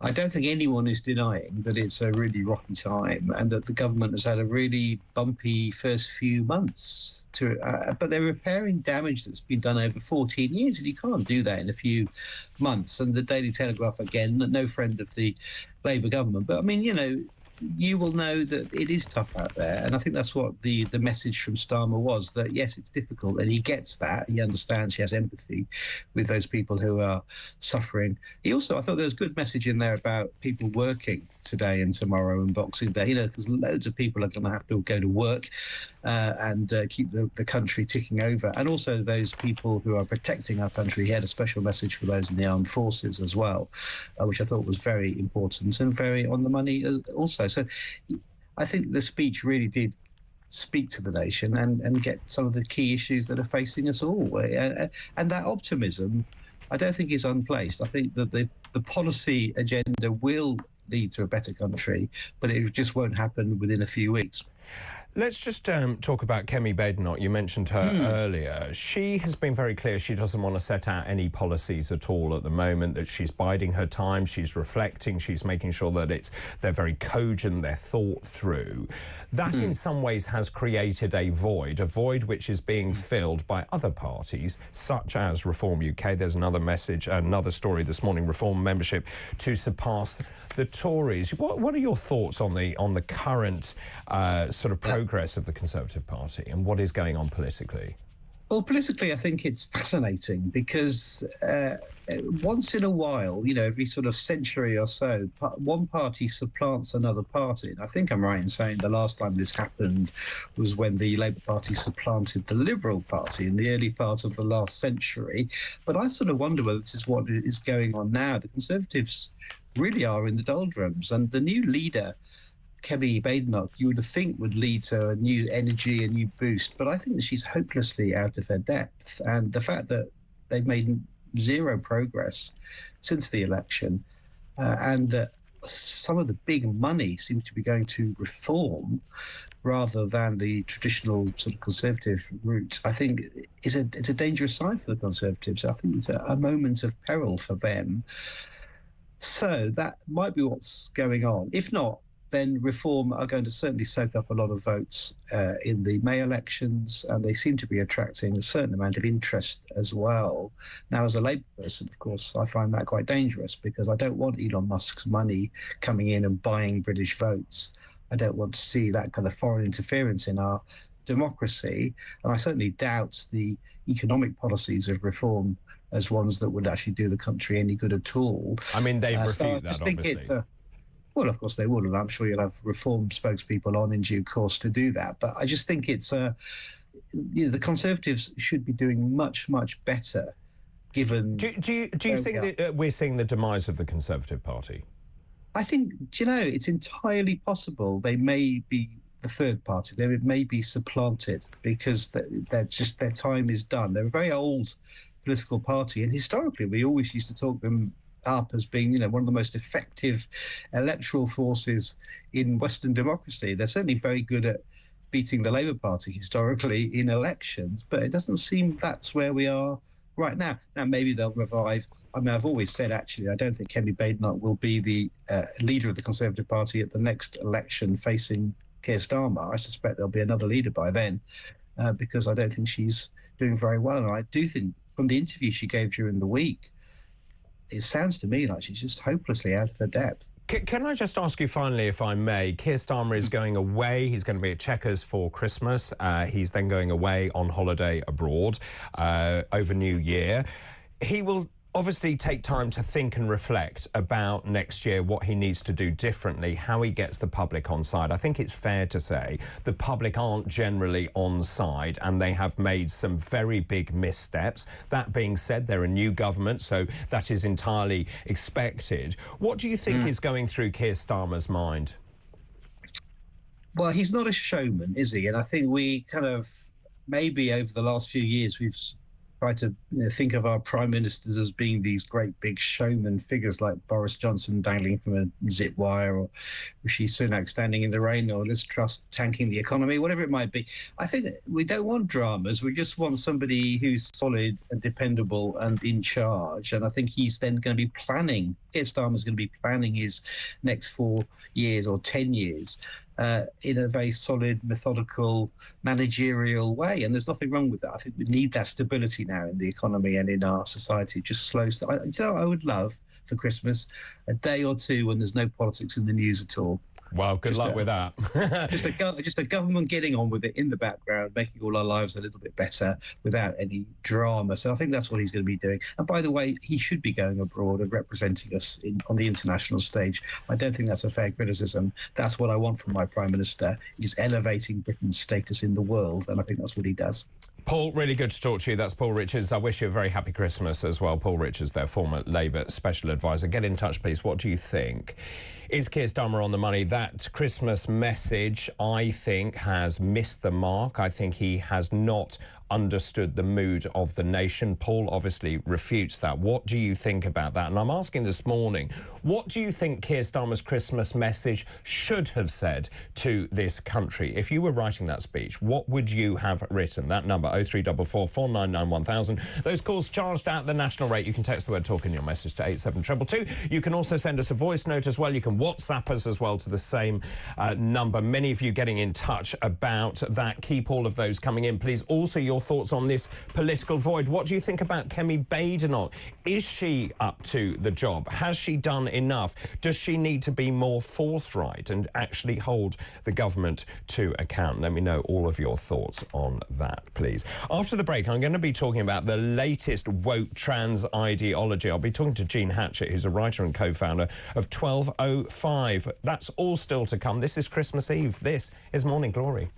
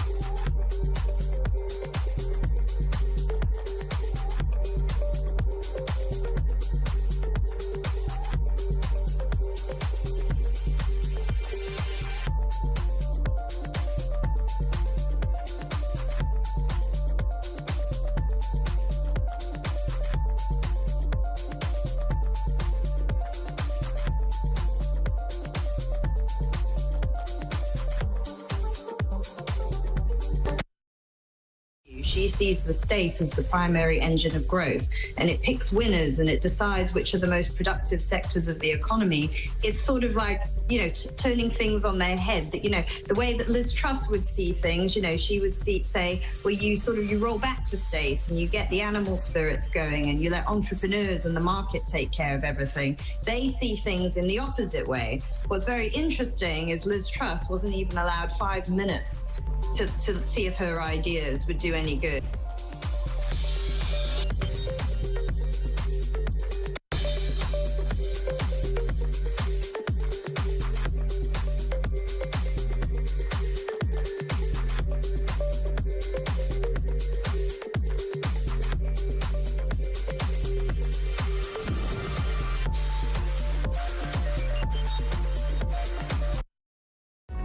Across the UK, on DAB+, on YouTube, on the app, on your mobile, the home of common sense.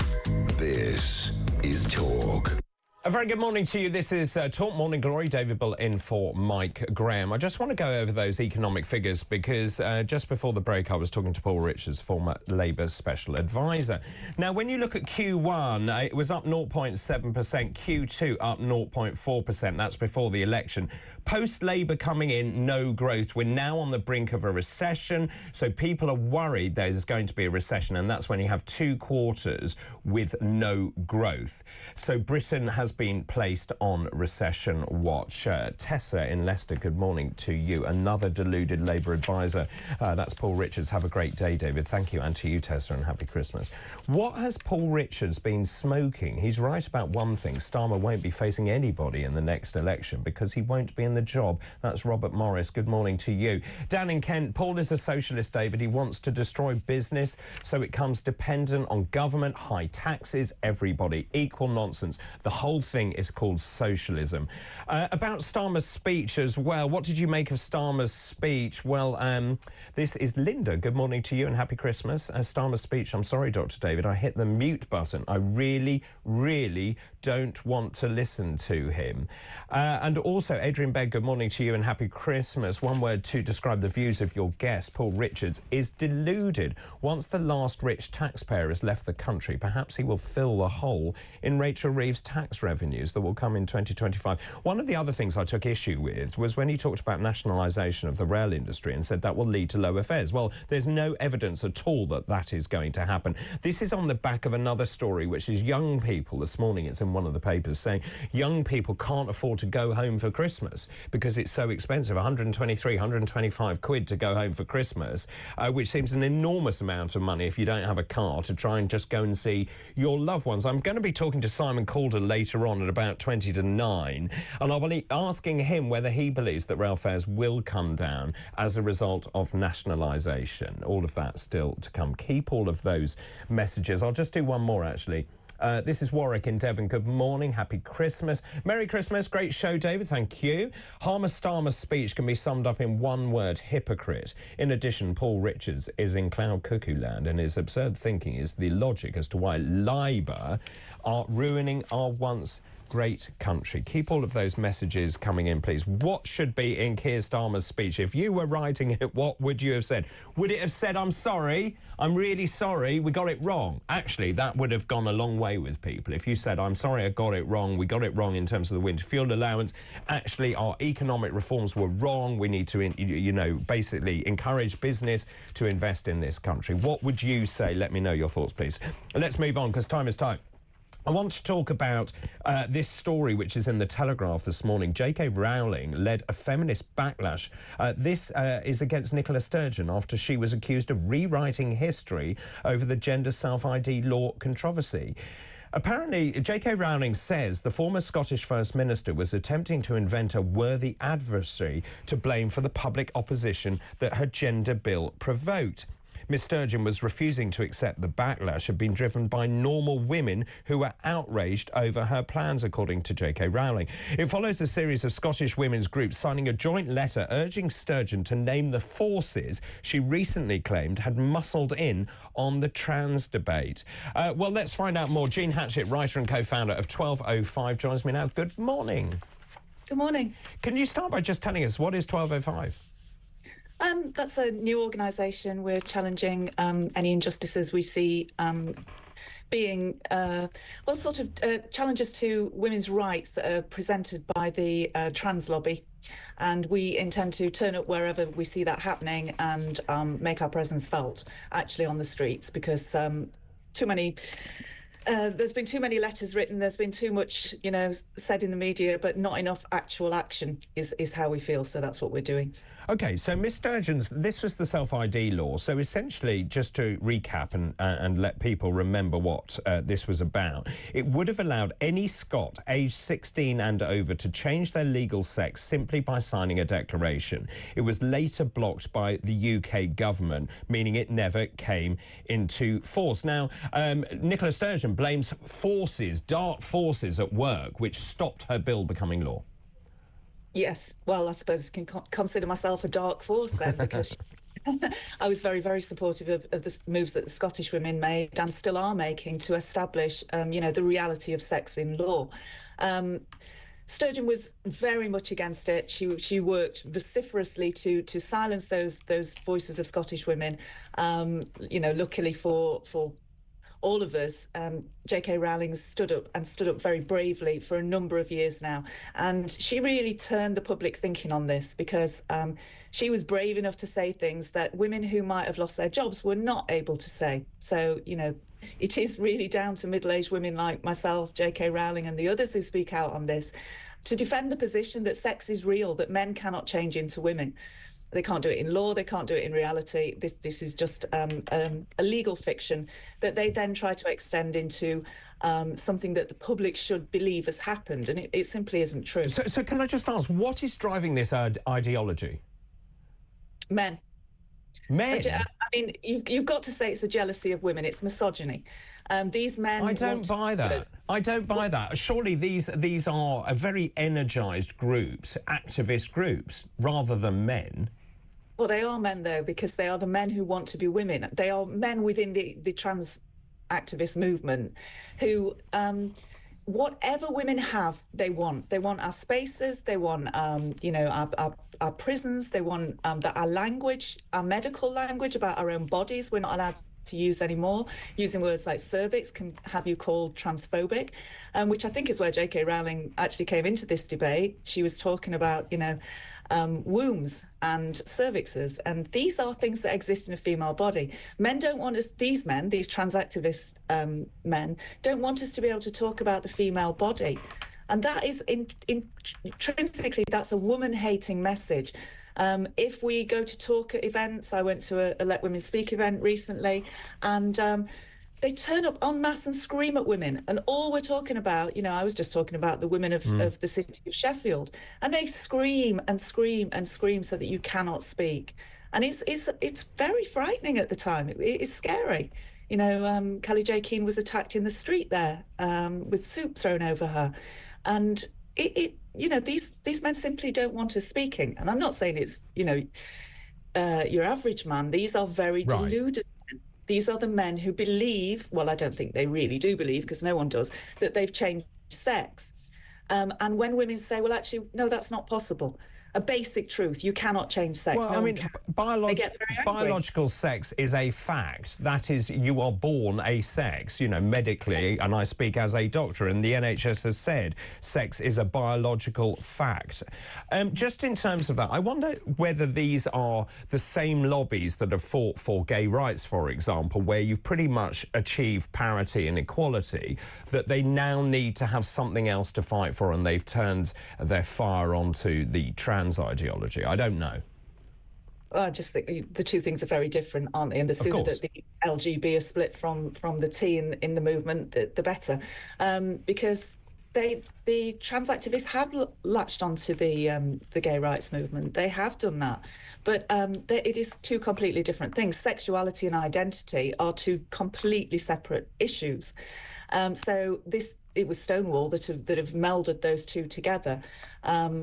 Wrongly, and this is how this has become forced into law, because we go back to this argument about gay rights, which it actually isn't. It's nothing to do with gay rights.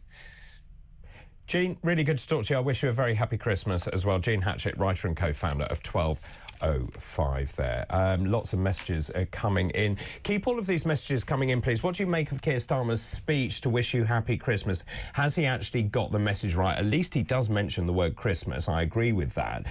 Lots and lots of you getting in touch about this. This is Shelley in Northants. Good morning to you. Hi, David. Starmer's speech shouldn't just have been his resignation. It should be the entire Labour Party stepping down. If he stood down, can you imagine what horror would be unfolding if Wes Streeting or Angela Rayner or, goodness knows, Sadiq Khan got into the role as being Prime Minister? And we were talking also about the armed forces as well. Good morning, David. I'm a veteran. This is Barry. The armed forces isn't all it's made out to be. I did 25 years because I had nowhere else to go. I'm one of the few people who look back on service without any particular nostalgia. Thanks for that, Barry.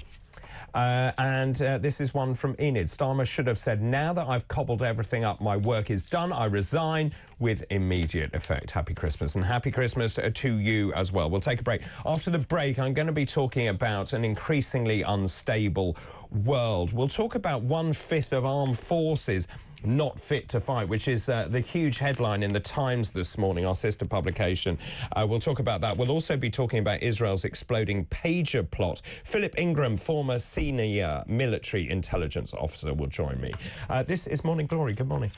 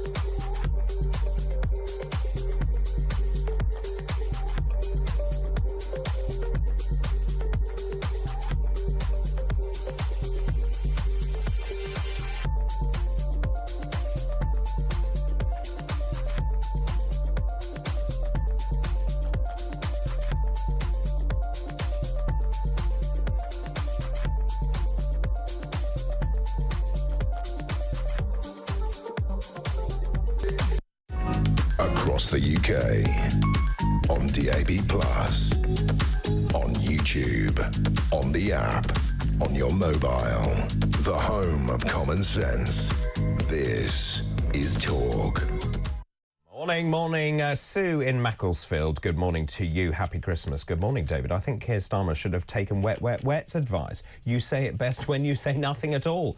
Starmer, the granny harmer and co are a disgrace. I dread to think what this country will look like in 5 years. God help us all. Merry Christmas. Thank you to you as well. Good morning, David, says David Hughes in Stoke-on-Trent. Good morning to you. If there is any truth regarding Nigel Farage helping Mandelson to build relationship with Trump, Nigel should keep away from Mandelson. He would damage any relationship that Nigel has with Trump. We talked extensively about that yesterday as well. That's still in the papers this morning, given that it is Christmas Eve. Let me just read this. Good morning, Dr. David Wayne, the Brickie in Oxford. I'm a big fan of yours. Hello, good morning to you, Wayne. More tax rises by the Communist Labour Party. I'm not surprised. I'm sure you're not surprised either. That is exactly what they do. Happy Christian Christmas, and to you as well. Let's talk about the increasingly unstable world now. There are lots of stories in the newspapers this morning. Philip Ingram, former senior military intelligence officer, joins me now. Good morning. Happy Christmas, Philip. Good morning. Happy Christmas to you.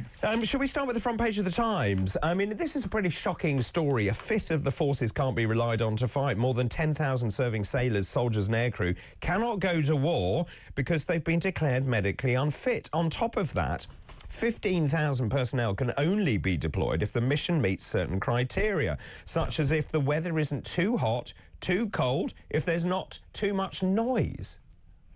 Well, yes, there's a different set of medical gradings for every individual, and when you get certain medical conditions, as you know, with as being a doctor, that if you're put into certain environments, it will make those medical conditions worse. You know, the defence has always, military personnel have always suffered in some degree or other, but this is a shocking percentage of defence. But the majority, if you read through the story, are in the RAF, and the RAF actually don't have to send their troops or many of their troops and personnel overseas. You know, they'll send their pilots, they'll send their maintainers, they'll send some of their logisticians, but they've got a vast majority that will stay in home bases in the UK and be able to do their jobs from there. So it's not quite as bad as the headlines make it out to be. No, I mean, it just comes on the back of all of these warnings that we keep being given. Sir Richard Dearlove saying the government is putting UK national security at risk. We've seen all of those Labour cuts, which you know all too well, including scrapping 6 major programmes. Also, we've got General Sir Roland Walker saying Britain must be ready to fight a war in 3 years. General Sir Patrick Sanders saying the UK tank fleet is so embarrassingly small it will be wiped out in 2 weeks. If we are in a pre-war world, which I think many commentators think we are, then surely we need to increase the spending on GDP on defence.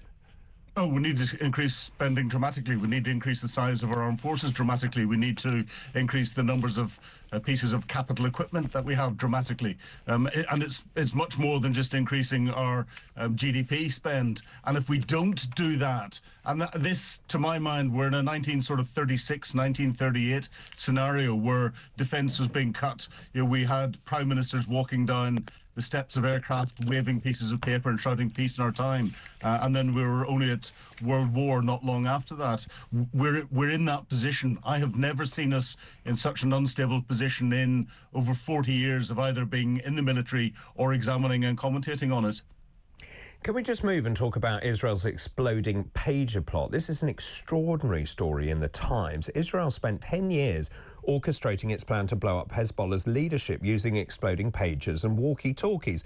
This is according to 2 former Mossad agents. So they've essentially given an interview on American television. They've talked about actually how complicated this operation is, how they integrated themselves, how they got Hezbollah to trust them to get those pagers into their hands. I mean, it's a remarkable story. Oh, absolutely remarkable story, and you know, one that will put a smile on any intelligence officer's face. You know, it was targeted very accurately at the senior leadership of Hezbollah, and it removed them from the fight, not by killing a lot of them, but by maiming them in a most horrific way. But it was targeted. Unfortunately, when something goes bang, there's always the potential for collateral damage, so some innocents to get killed or injured, as we saw in this, and some of the individuals died. But a hugely complex operation. I'm slightly surprised at Mossad agents giving away as much detail as they had done, because there's only so many ways of doing this sort of audacious operation and getting away with it. So they've given a few secrets away, not that they couldn't have been worked out by themselves. I mean, it's interesting, when you read the detail of all of this, then they had to give them at a price that didn't arouse suspicion. So they couldn't be too cheap, but they couldn't be too expensive. And then also, just in terms of the ringtone, it had to be loud enough to actually make people take it out. Oh, very much so. And you read further, they had designed it so that when this particular message came in, it was in an encrypted part of it where you had to use 2 fingers often to push 2 buttons simultaneously to read the message. Now, that isn't obvious from some of the pictures and videos that we've seen where these pages exploded, but extremely audacious and targeted at those key individuals within inside Hezbollah who would be important enough to get pagers. So it takes an awful lot of time to build up that intelligence picture. It takes an awful lot of time to build the intelligence picture up to understand how they're communicating, to make sure that they want to change the communications and buy new devices, to then set up the marketing front for the company and to modify the devices and get those sold in. Very, very complex operation. But intelligence organizations' interaction with normal companies and putting normal business fronts out is nothing that unusual. I mean, it's interesting. You talked about giving away too many secrets there. Mossad say we've already moved on to the next thing. They'll have to keep on trying to guess what the next thing actually is. Shall we talk also about the Kremlin and Assad? Because the Kremlin has rejected reports that Bashar al-Assad's British-born wife was seeking a divorce and wants to return to Britain. There's a lot of chatter about this. There is a lot of chatter about it. You know, going back to your previous point, an interesting thing at the bottom of every report that comes out of MI6 from news sources is they'll say you have to be aware that this a source may be trying to influence as much as inform. So maybe those Mossad agents were trying to psychologically scare those further enemies of Israel rather than just inform as to exactly what happened. But we could be seeing the same with Assad's wife. You know, there's a lot going on. You know, maybe she's decided that now that her husband isn't a dictator anymore, then it's time that she bins him. But yeah, if she comes back to the UK, and she is a UK citizen, you know, she may be subject to some of the war crimes accusations because, you know, she wasn't just this innocent wife sitting at home whilst he was going out and carrying out all of the atrocities and had oversight of them. She will have had intimate knowledge of what's going on as well. See, I just wonder what's behind that, because obviously she can still return to the United Kingdom. David Lammy is threatening to remove her passport, but at the same time, it's believed that she is suffering from cancer. She needs to get treatment. Where better to get cancer treatment than London? Well, exactly, and it could be down to that. It could be you know, a psychological operation where someone has generated the story to try and create further splits within you know, the rump of the Assad regime that's sitting inside Moscow, and to create friction between Vladimir Putin and you know, Assad that's sitting there. You know, Putin is in a difficult position in Syria and has withdrawn most of his forces, and is only holding on to a couple of the bases with, you know, his fingertips. So we don't really know. We don't have enough information at the moment to make an accurate judgment. Can I just ask you about Putin generally in his standing in the world? Because he has just hosted Slovakia's Prime Minister. This is Robert Fico. This is a rare visit to the Kremlin by an EU leader, which has been widely condemned by the EU. What are your thoughts on that? Well, I think any EU leader that goes to the Kremlin is adding to Putin's credibility, and he plays on that, and he plays on that to the element of the world that are still backing him. You know, he's part of the wider BRICS community, so you have Brazil, Russia, India.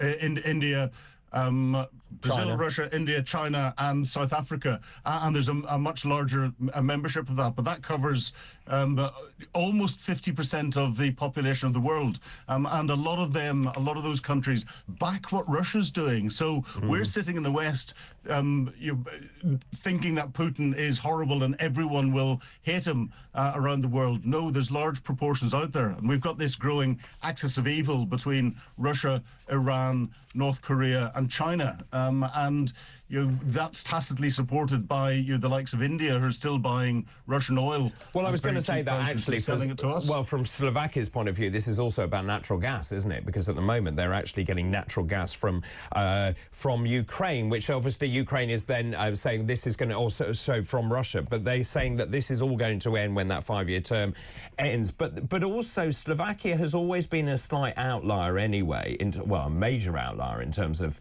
not believing EU policy. Yeah, well, Slovakia and Hungary, of course, we've got Viktor Orban in Hungary, and this is where Vladimir Putin is working very carefully behind closed doors to create further instability inside the EU and across the EU and across the international community.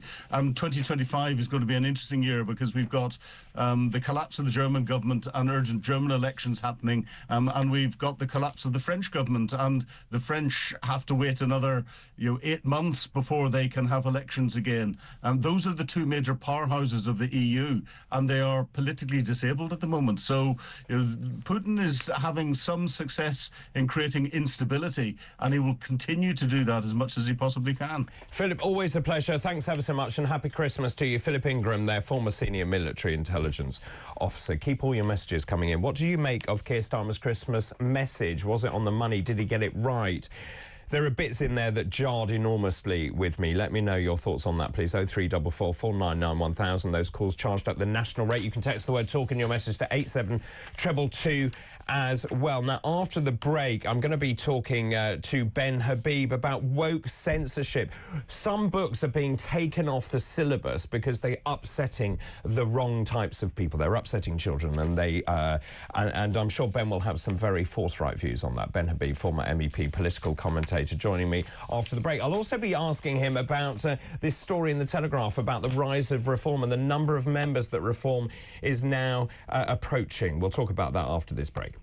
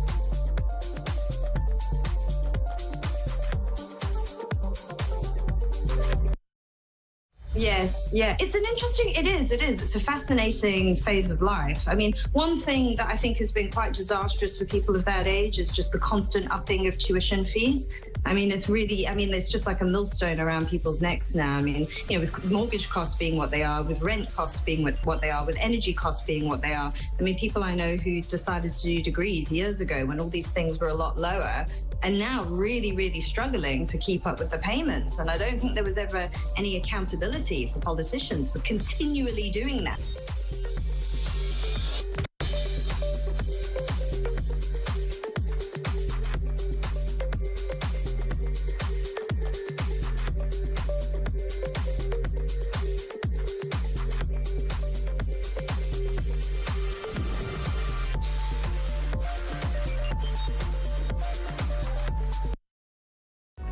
Across the UK, on DAB+, on YouTube, on the app, on your mobile, the home of common sense.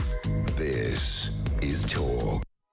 Welcome back. Christmas Eve, 7:51, Tuesday, December the 24th. I'm David Bull in for Mike Graham. Thanks ever so much for your company. Happy Christmas to you. I hope you're prepared, ready for the big day tomorrow, of course. Let's move on and talk about another story that's hit the headlines this morning. Well, it's about the classic American novel of Mice and Men. I don't know if you studied that at school, but apparently it will no longer be studied at GCSE in Wales from next September. Why? Well, there are concerns about racism and the use of racial slurs. Now, this is Steinbeck's text. It was set in the 1930s, and it has been, I think it's fair to say, a mainstream sort of stay of literature. It's one of the things that you tend to study at school. Now, Wales's Children's Commissioner has welcomed the move and said having to discuss the book in class has been psychologically and emotionally harmful for some black children. The exam board says it selected a wide range of appropriate and inclusive texts as part of a new English language and literature GCSE. Well, joining me now is Ben Habib, former MEP and political commentator. Good morning, Ben. Good morning. Good to see you, David. Looking very seasonal. well, bless you. Always good to talk to you. Ben, what are your thoughts on this? You know, here we go again, classic texts that are used, actually. And Steinbeck's novel, I don't know if you have actually read it, but the whole point about it, if there are things that are distressing in it, that is then a brilliant way to discuss why it's distressing and to share that amongst the classmates. Well, of course, you know, what we've experienced, David, and I think you and I have discussed this in the past, is a movement away from education, the free flow of thought, and, you know, heading towards what I would describe as indoctrination. We saw that recently revealed when Alison Pearson had that non-crime hate incident investigated against her. You know, all the NCHIs that have been, I think there are 13,000 or so a year that are issued, came to light, and the breadth and scope of the way that they're being used. And I was horrified to discover that those NCHIs are also used against pupils in school if they say something offensive. And of course, saying things that are offensive and repugnant to others and having those things said to oneself as one is growing up is part of the educational process. It's part of the debate the children and adolescents have in order to discover that in which they believe and to ground their beliefs in some form of intellectual rigor. So when you take books like Mice and Men off the shelf, what you're doing is dumbing down education. Well, so hang on, Ben, what would you say to... So some of the black kids have said they've often only been the only black child in the classroom. They say it's derogatory, they're negative depictions of them as a black person. Yeah, but I mean, are you going to take Merchant of Venice off the shelves because it's derogatory of, you know, Jews in the way that they depict Shylock? You know, Shakespeare is unarguably one of the best writers of all time. And would you just take it off? I think you were spot on when you said you've got to discuss around the subject and do it on a no holds barred basis. People shouldn't be offended so easily. And you're right about the non-crime hate incidents as well. And the whole point is you should learn from this. Why do you feel offended by this particular passage? Let's discuss that. Let's put it into context and so on. Yeah. Can I just ask you about reform? There is a story in the Telegraph which actually says reform membership to surpass Tories. Last night they released a counter. The last time I looked, it was about 120-odd thousand, 123,000. Conservative Party on 131,000. Your thoughts? So I think one of the biggest damages that's been done to our two-party political system that had worked, you know, really quite well for many years is the eroding of the membership of the Conservative Party. Back in the 50s, it used to have, I think, 2.8 million members, and it's now down to 130,000.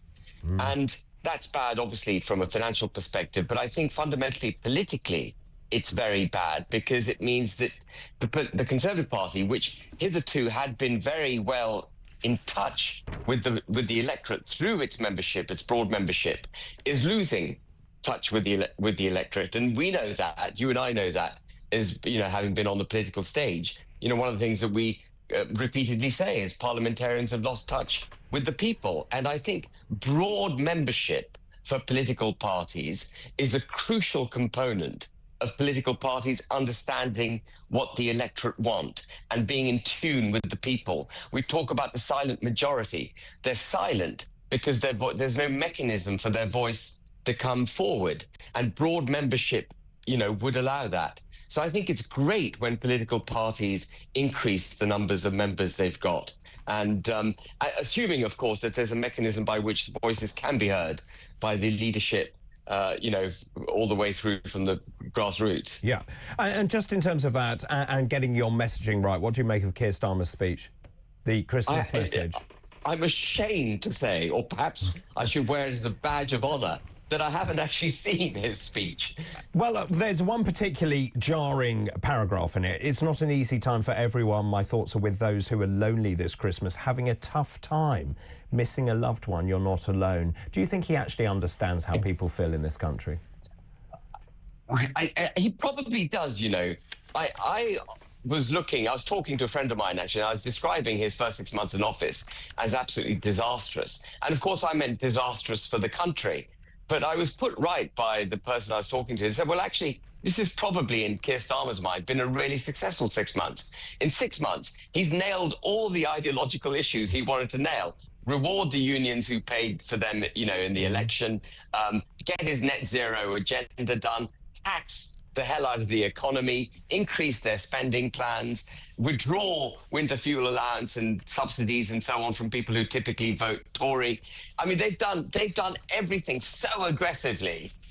But you're right, his message is out of tune with the way the people are feeling, that's for sure. And so that's really interesting. He's going away, he's going to spend Christmas in this country, he's going away for New Year, he'll pause and reflect. What do you think he will think? Do you think he will actually lie there drinking a pina colada thinking, I've had a fantastic 6 months? Yeah, I think he does. They haven't U-turned on anything, have they? No. They've been absolutely rigorous and draconian in the way that they've driven their policies home. I don't think he's got one iota of concern about the damage that they've done to this country in the last 6 months. Well, Ben, I wish you a very happy Christmas. Are you all set?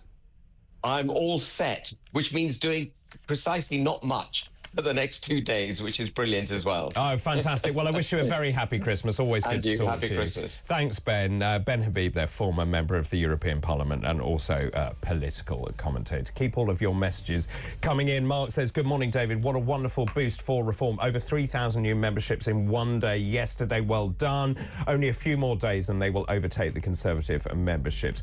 Good morning. This is Jane. Good morning, David. Merry Christmas. Someone wished me happy holidays. I said I wasn't going away. I am celebrating Christmas. Keep all of those messages coming in, please, and I do wish you a very happy Christmas. Still tons more to come. After the break, I'm going to be talking to Robert Taylor, who's a political commentator. I'll be asking for his thoughts on Starmer's Christmas message. Also, we'll talk about Reform's membership numbers as well. This is Morning Glory.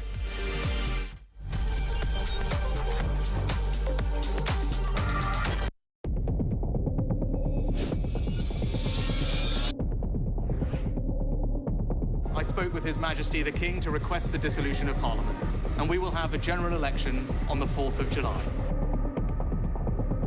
I have just returned from Buckingham Palace to form the next government of this great nation.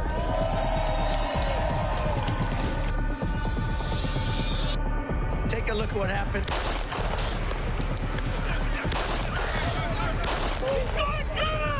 I immediately knew it was very serious, that we were under attack.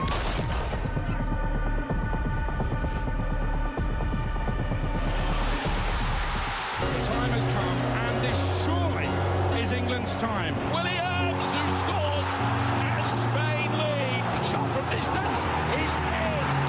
It is Cole Palmer. Low ball in on Palmer. Slides it in. An absolute killer of a goal. I agree with the protest, but I don't think the violence was anywhere near necessary. No, I mean, I don't think anyone, Nigel, would ever think that the violence was the answer at all.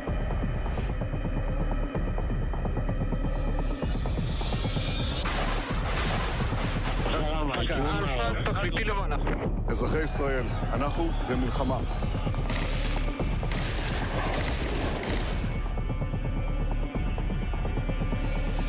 I probably took a bullet to the head because of the things that they say about me. If Donald Trump were president, Putin would be sitting in Kyiv right now. In Springfield, they're eating the dogs. The people that came in, they're eating the cats.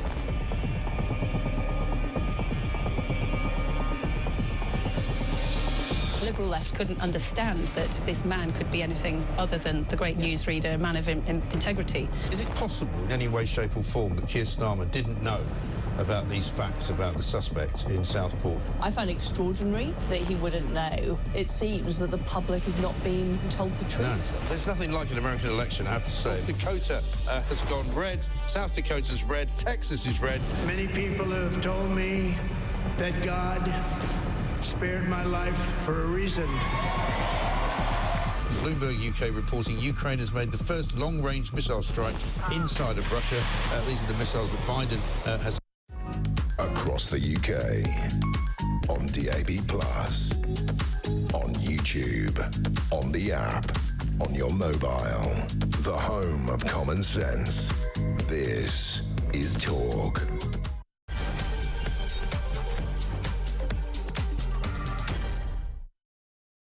Very good morning to you. This is Morning Glory. I'm David Bull, in for Mike Graham. Happy Christmas. Yes, of course, Christmas Eve. Hope you're very well. Hope you're also ready for the big day, running around madly.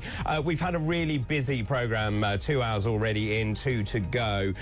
Also, I don't know if you've just woken up, but Keir Starmer, the Prime Minister, has delivered his Christmas message. A message full of, well, is it optimistic? Is there hope in there? Has he got the tone right? I'm going to hand over to the Prime Minister now, who can count down to his own speech. 5, 4, 3, 2, 1. Yay! This Christmas, people will be travelling up and down the country, heading home, visiting relatives and loved ones, to celebrate together the hope and joy of this special season. It's a time to remind ourselves what's really important. Family, friendship, and fellowship between all people. Being there for one another in these celebrations, as well as the more difficult times. I'd like especially to thank those who will spend their Christmas serving others this year, in our NHS and emergency services, our armed forces, and the churches and charities that will welcome every person this Christmas. Because I know this is not an easy time for everyone. And my thoughts are with all those who are lonely this Christmas, having a tough time, missing a loved one. You are not alone. Because as Christians celebrate the birth of Jesus Christ, the Christmas story reminds all of us to reach out to one another, to care for one another, and to look after those around us. This Christmas, I will be hoping for peace, particularly in the Middle East, as the birthplace of the Christmas story. I'll be looking towards a better, brighter future for every person, and celebrating the joy and wonder that Christmas brings. So, from my family to yours, I hope you have a very Merry Christmas. What do you think? Has he got the tone right? Is the messaging right? What are your initial reactions when you hear that? 0344 499 1000, those calls charged at the national rate. He said, I know this is not an easy time for everyone. People having a tough time. You are not alone. Your thoughts, please, on that. Robert Taylor, political commentator, joins me now. Good morning. Good morning, David. What do you make of this? Keir Starmer, to me, he's not looking down the barrel of the lens. It's incredibly robotic. I think it's deeply misplaced. I don't think he does understand what people are going through. We know that people cannot afford to put food on the table. We've got elderly people putting on one-bar fires to stay warm. And this is because of government policy. Well, I'm with you on a lot of that, David. I suppose it's the season of goodwill, isn't it? Yes. So I would say let's give him full marks for effort and for trying. He's not the most natural speaker. We know that. He's trying to capture the Christmas spirit as best you can. But it's difficult when he sounds even more nasally than usual. Perhaps he's got some sort of winter virus. And of course, you know, he's talking about the Christmas message. Well, of course, he's also openly an atheist. Nothing wrong with that. But it makes it a little bit more difficult to talk about the Christmas message if that's your belief. So full marks for effort. I mean, that's a fascinating thing, because he talks about the birthplace of the Christmas story here. I didn't know he was an atheist. Yeah, I think he's openly atheist. I think it's one of the few things he hasn't flip-flopped on, actually, David. As far as I'm aware, that's what he believes. But that stuff about, you know, let's hope for a better 2025. Given the budget and given all his policies, it's a bit like saying Del Boy saying next year we'll be millionaires. It's never going to happen, I'm afraid, under Keir Starmer. I mean, it's extraordinary. I was talking to Ben Habib, and Ben was just saying to me that actually Keir Starmer will be reflecting, thinking, well, actually, I've had a pretty good 6 months. I've done everything that I wanted to do. I've hosed money onto the unions. I've actually stopped payments to the WASPy women. I've done various other things. Do you think that's true? Well, if you look at everything from a sort of big state leftist agenda, then I suppose he has done what he set out to do. But he did say growth, growth, growth, didn't he? His three priorities were growth, growth, growth. Well, he's not getting any of that. It looks like we're tipping possibly into Rachel's recession. I don't think he's going to achieve those three aims of growth. And if you don't have growth, you can't pay for public services in the way that you want. And actually, you're right, because he said that it was one of his mantras was to have the fastest growing economy in the G7. That is now being downgraded to being an aspiration. Yeah, and it's yet, I'm afraid, you know, I said season of goodwill, but one has to be honest about Keir Starmer. He is a flip-flopper extraordinaire. And this is yet another flip-flop, you know, going from fastest growth in G7 to, oh, we'll try. Well, that's not really good enough, is it? Well, I wouldn't have thought so. Now, earlier on, I was talking to a chap who was saying that actually the economic figures aren't that bad. When you look at Q1, though, we were up 0.7%, Q2, 0.4%. And then no growth. We're currently shrinking. The UK on recession watch. Keir Starmer's popularity ratings are absolutely abysmal. But do you think he actually understands that? Do I think he understands that his poll ratings are just so abysmal, and it doesn't really matter whether you're from the right or even the left? There are those in the Labour Party deeply disenfranchised with Keir Starmer as leader. Yeah, I mean, he's got to pay attention to those. It's not like a few percentage polls. This is going off a cliff edge. And that's not just his own personal polling. If you look at Labour as a whole, just before the election, they were polling in the mid-40s.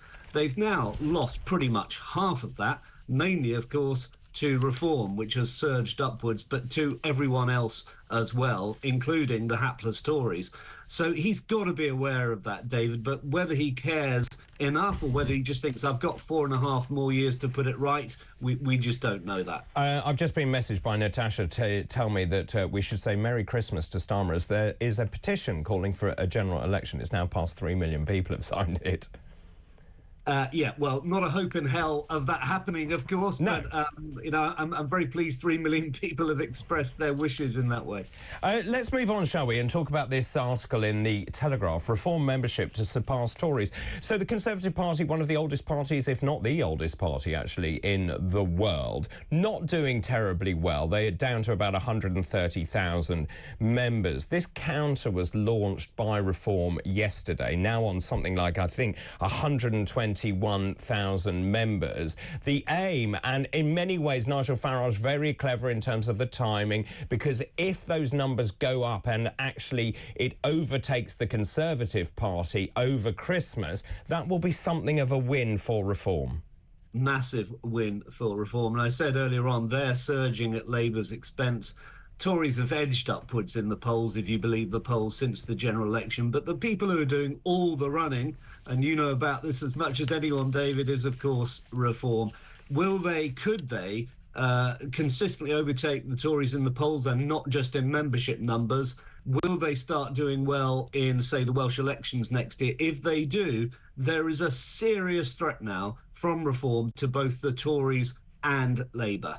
So you're right in that reform is taking votes from the Conservatives, but also from Labour. Kemi Badenoch, has she got her strategy right? Because she keeps saying, I'm not going to give you policy ideas, I don't want to throw stuff out. Actually, in one of the articles this morning, she's actually quite rude about reforms, saying these are knee-jerk policies.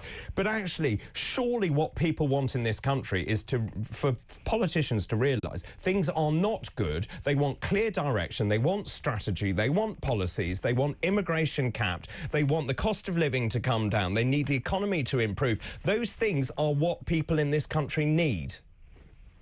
Yes, they are absolutely what people in this country need. Whether or not she feels now is the time to go gung-ho, or whether play it slow and steady seems to be her policy, if you can call it a policy, and an approach.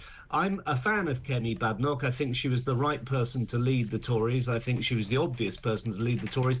But she's coming into that position in an incredibly difficult period for the Tories. They've just been booted out of office on the lowest vote for the Tories ever. And she's got, to her right, Farage, who's just about the most charismatic politician probably in a quarter of a century in this country. It's difficult. So why do you think that she is the right person?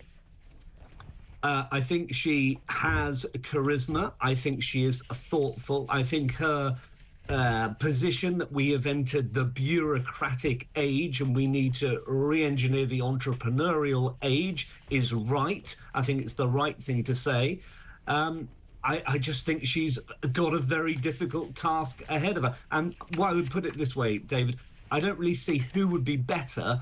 There's an obvious candidate, Boris Johnson, but he's not even in Parliament at the moment. Given that, I think Kemi was the best and right choice. Isn't this a strategic failure? Because actually, I understand that Kemi Badenoch doesn't want to actually use this moment to announce her policies, but equally, surely what they've done is create a void. What people are desperate for is some sort of positive message to see any political party has direction and vision and policies, and that is what reform is now fulfilling. Reform is without doubt filling that void. They're really going for it. They've got this incredibly charismatic leader in Nigel Farage, and that is why there's such a serious threat. He says he wants to replace the Tory party. He may get his wish. He's also saying he's targeting red wall Labour votes, and that's a big danger for Keir Starmer. It's a big danger for both big parties, this surge of reform. And just finally, if I may, front page of the Daily Telegraph this morning, fears over fresh Reeves tax raid. Rachel Reeves may have to launch a tax raid next year after growth downgrade. The Chancellor may have to take action. We've seen all of these organisations warning of the dire straits the economy is now in. The SMEs who are saying they're laying off people, the employers' national insurance. People literally cannot afford to employ people. So we're seeing businesses downgrading their own forecasts. As a result, Rachel Reeves may have to come back and want more money from us. Yeah, it's a downward spiral. You raise taxes, you get a bigger state, you get less growth, which means you need more taxes to get that bigger state that is your whole raison d'etre as a political party. That's Labour for you, I'm afraid, folks. Do you think she's out of her depth? Well, she just, in my opinion, from the centre-right, she's just got the wrong approach. But that's why I'm on the centre-right. She is fulfilling her duty as a Labour Chancellor to grow the state and to hit business. That's really what it seems to me the left is all about. Really good to talk to you, Robert. Wish you very happy Christmas as well. That's Robert Taylor, political commentator. Let's take a voice note now. This is Kieran. Good morning. Happy Christmas. Keir Starmer, the future.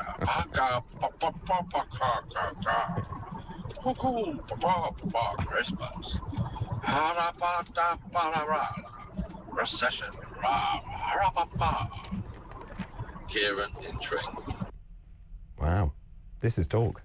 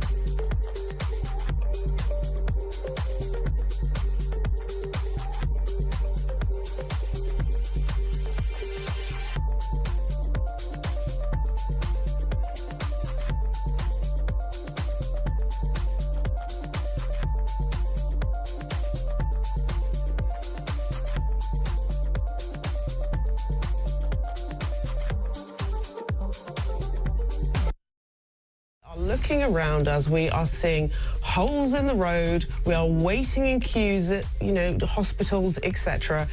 Things aren't working. And so to say, in another 5 years is not good enough, really. And I think for businesses particularly, if we want to increase growth, you cannot point to many measures that are happening at the moment that would stimulate that growth that's needed to get us back to where we should be for us to start feeling a little bit better.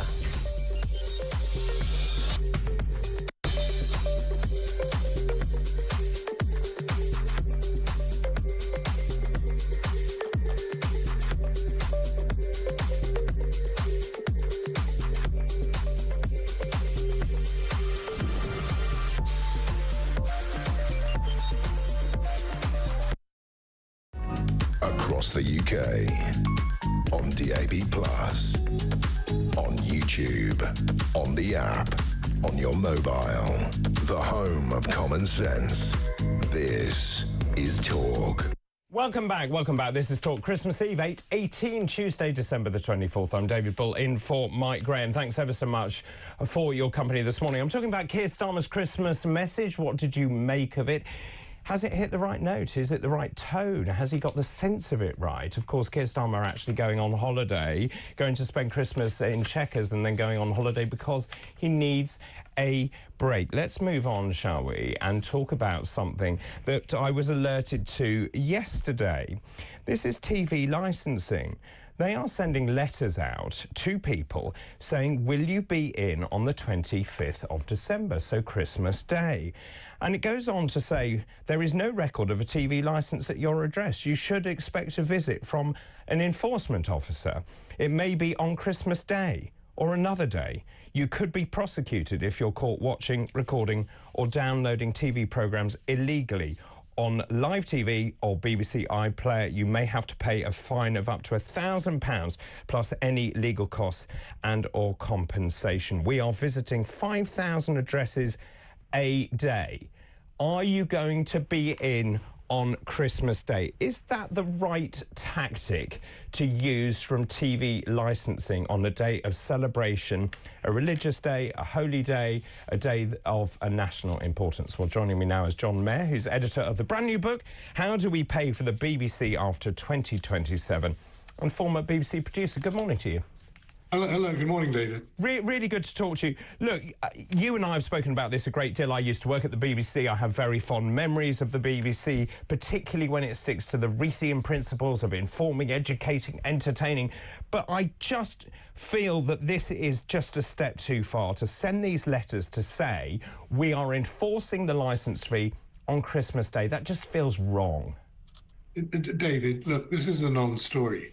The BBC announced 3 days ago that this letter was a mistake. Nobody will be visited on Christmas Day. You know, somebody sent it out in error. The BBC were wrong, and they've admitted it. Now, if you'd like a sensible discussion about licence fee, we can have that, because you know that's coming up for in 2 years. The only point is, I was sent it by someone who got one, and of course, it's frightened them senseless.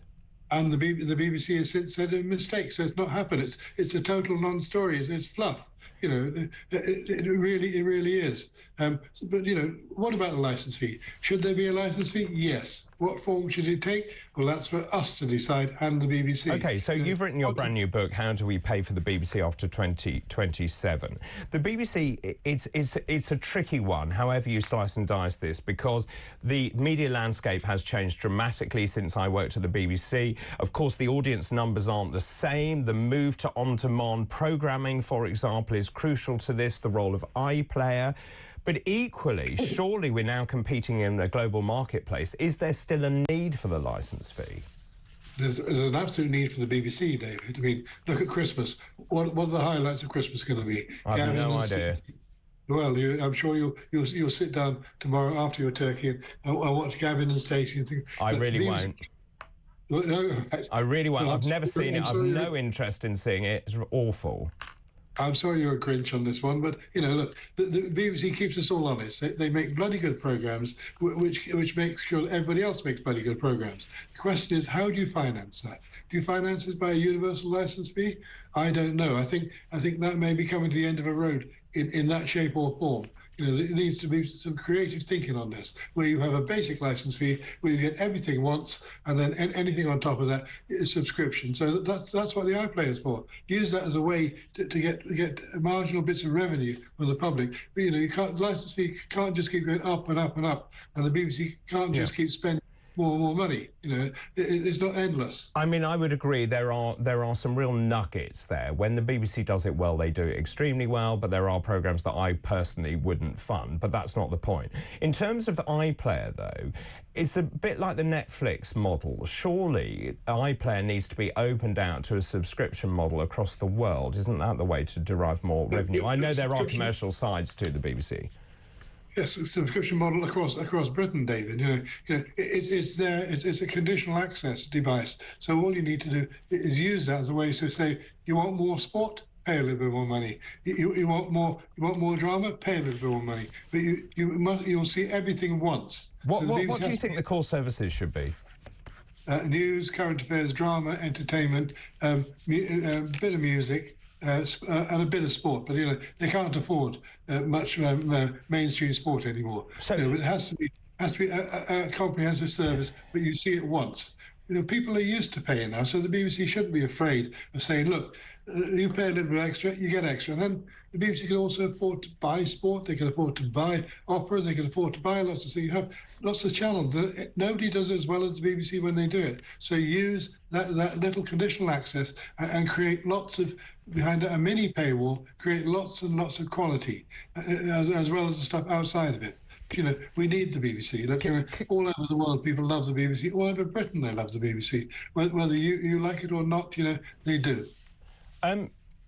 Look, I said I'm a big fan of the BBC when it gets it right. I think one of the issues for me has been the consolidation of news and current affairs. As you know, domestic BBC news has been merged into international news. So I don't think the product is as good. I don't think the focus is good enough on this country. One of the other big demises for me is in local television. So, for example, take my region, the east of England, has been merged into such an enormous area. I have no interest in most of the stories because they don't affect me. The whole point of local news is it should be local. I agree. I mean, the BBC should be building upwards rather than downwards. You know, but you know, the east of England, they have opt-outs to Cambridge and to various other places. So there is that. No, the BBC needs to look after its roots, right? You know, I am not a great fan of the BBC World Service. You know, everybody loves it, but I think if you're going to have the World Service, you pay for it via taxation, via the Foreign Office, not through a licence fee. So you know, much as the reputation's there, but when the BBC does things, as you say, it does it really, really well. Sometimes it does it really badly, and it's made a lot of mistakes this year. You know, it's hemorrhaged talent when it didn't need to. Sometimes necessity, but you know, Michel Hussein, did they need to lose Michel Hussein? Probably not. You know, and people, did you get Gary Lineker? Do they need to lose him? Probably not. You know, if you develop a talent, use it and pay it. I mean, that's the other thing that people go on about is payment. But you know, nobody ever knows how much people in the commercial world make, and believe me... But that's different, isn't it? People like Gary Lineker, I think the majority of the country don't think he's worth the money. Do they not? I do. No. I think he's brilliant. Do you? I think I mean, he's had to be replaced by 3 people. You know, instead of 1.3 million, you got 3 presenters instead. No, I mean, look, the BBC does need to focus and refocus, and that's something they're very bad at. And they're very bad at saying, look, this is what we provide, and this is what we provide for you, and this is why we serve you. And you know, instead of which they're spending their life being defensive, absolutely like the armadillo. You know, as soon as they're attacked, they put up a shell and hope it goes away, but it doesn't go away because the anti-BBC sentiment in this country is now as big as I can ever remember it in 50 years. I would agree. Do you think the BBC is safer under Labour? Yes, only just so. Certainly, because the Tories hated the BBC. They always did. You know, Nadine Dorris, in charge of the BBC, you know, has put the fox into the chicken coop. No, and Boris. No, it is safer, but that's not a license to just get license fees galore. You know, it has to prove its worth day in, day out, and it needs to sell itself to the people. You know, we are their audience. Sell it. You know, I don't want endless promos for programs. Tell me what the BBC does. Show me the range. I mean, so look, I may have got this wrong, but certainly when I turn on, and I'm one of those traditional viewers that I will always look at BBC One first, then ITV, because we probably only had 3 channels when I was growing up. But just in terms of that primetime schedule, I don't see it changing much in the last 20, 30 years. It's still pretty much the same. Well, that's probably a sign of success, isn't it? That people are still watching things. Yes, but things get stale. You have to get rid of things, you know, of course. But, you know, prime time is prime time, and you can't just introduce something out of the ordinary there, because people won't take it. You know, it's very rare for something to come into prime time as a success. And sometimes it does. But back to your point about news and international news, I actually agree with you about the merger of domestic and international news. I think you end up with a camel there, because you've got news designed by committee. So you've got news presented from all over the world. When actually what I want to know is news from close to me. Not necessarily in Abu Dhabi or Kuala Lumpur. You know, not all the time. So, you know, that was probably a mistake. You know, the BBC makes some big mistakes. You know, nobody denies it.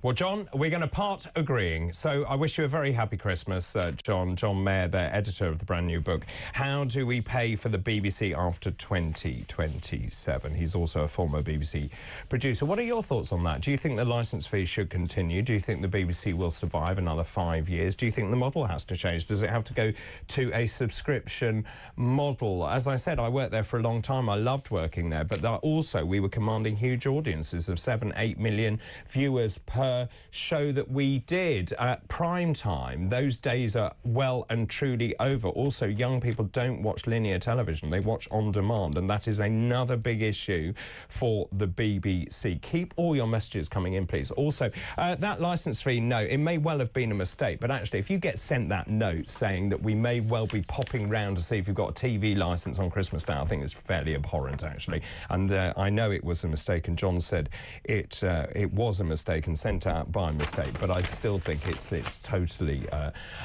unacceptable. Keep all your messages coming in. Also, in terms of Keir Starmer's message, what do you think his message should have said? Should it have said, I'm sorry, I got it wrong, the whole country's been a mess since we took over? Your thoughts, please, on all of that. This is Talk, this is Morning Glory. Good morning.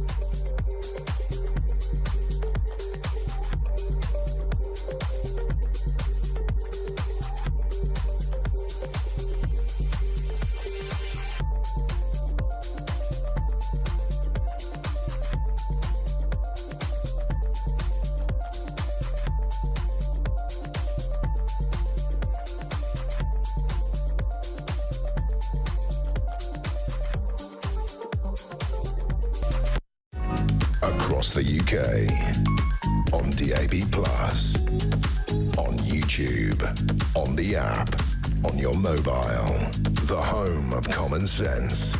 This is Talk.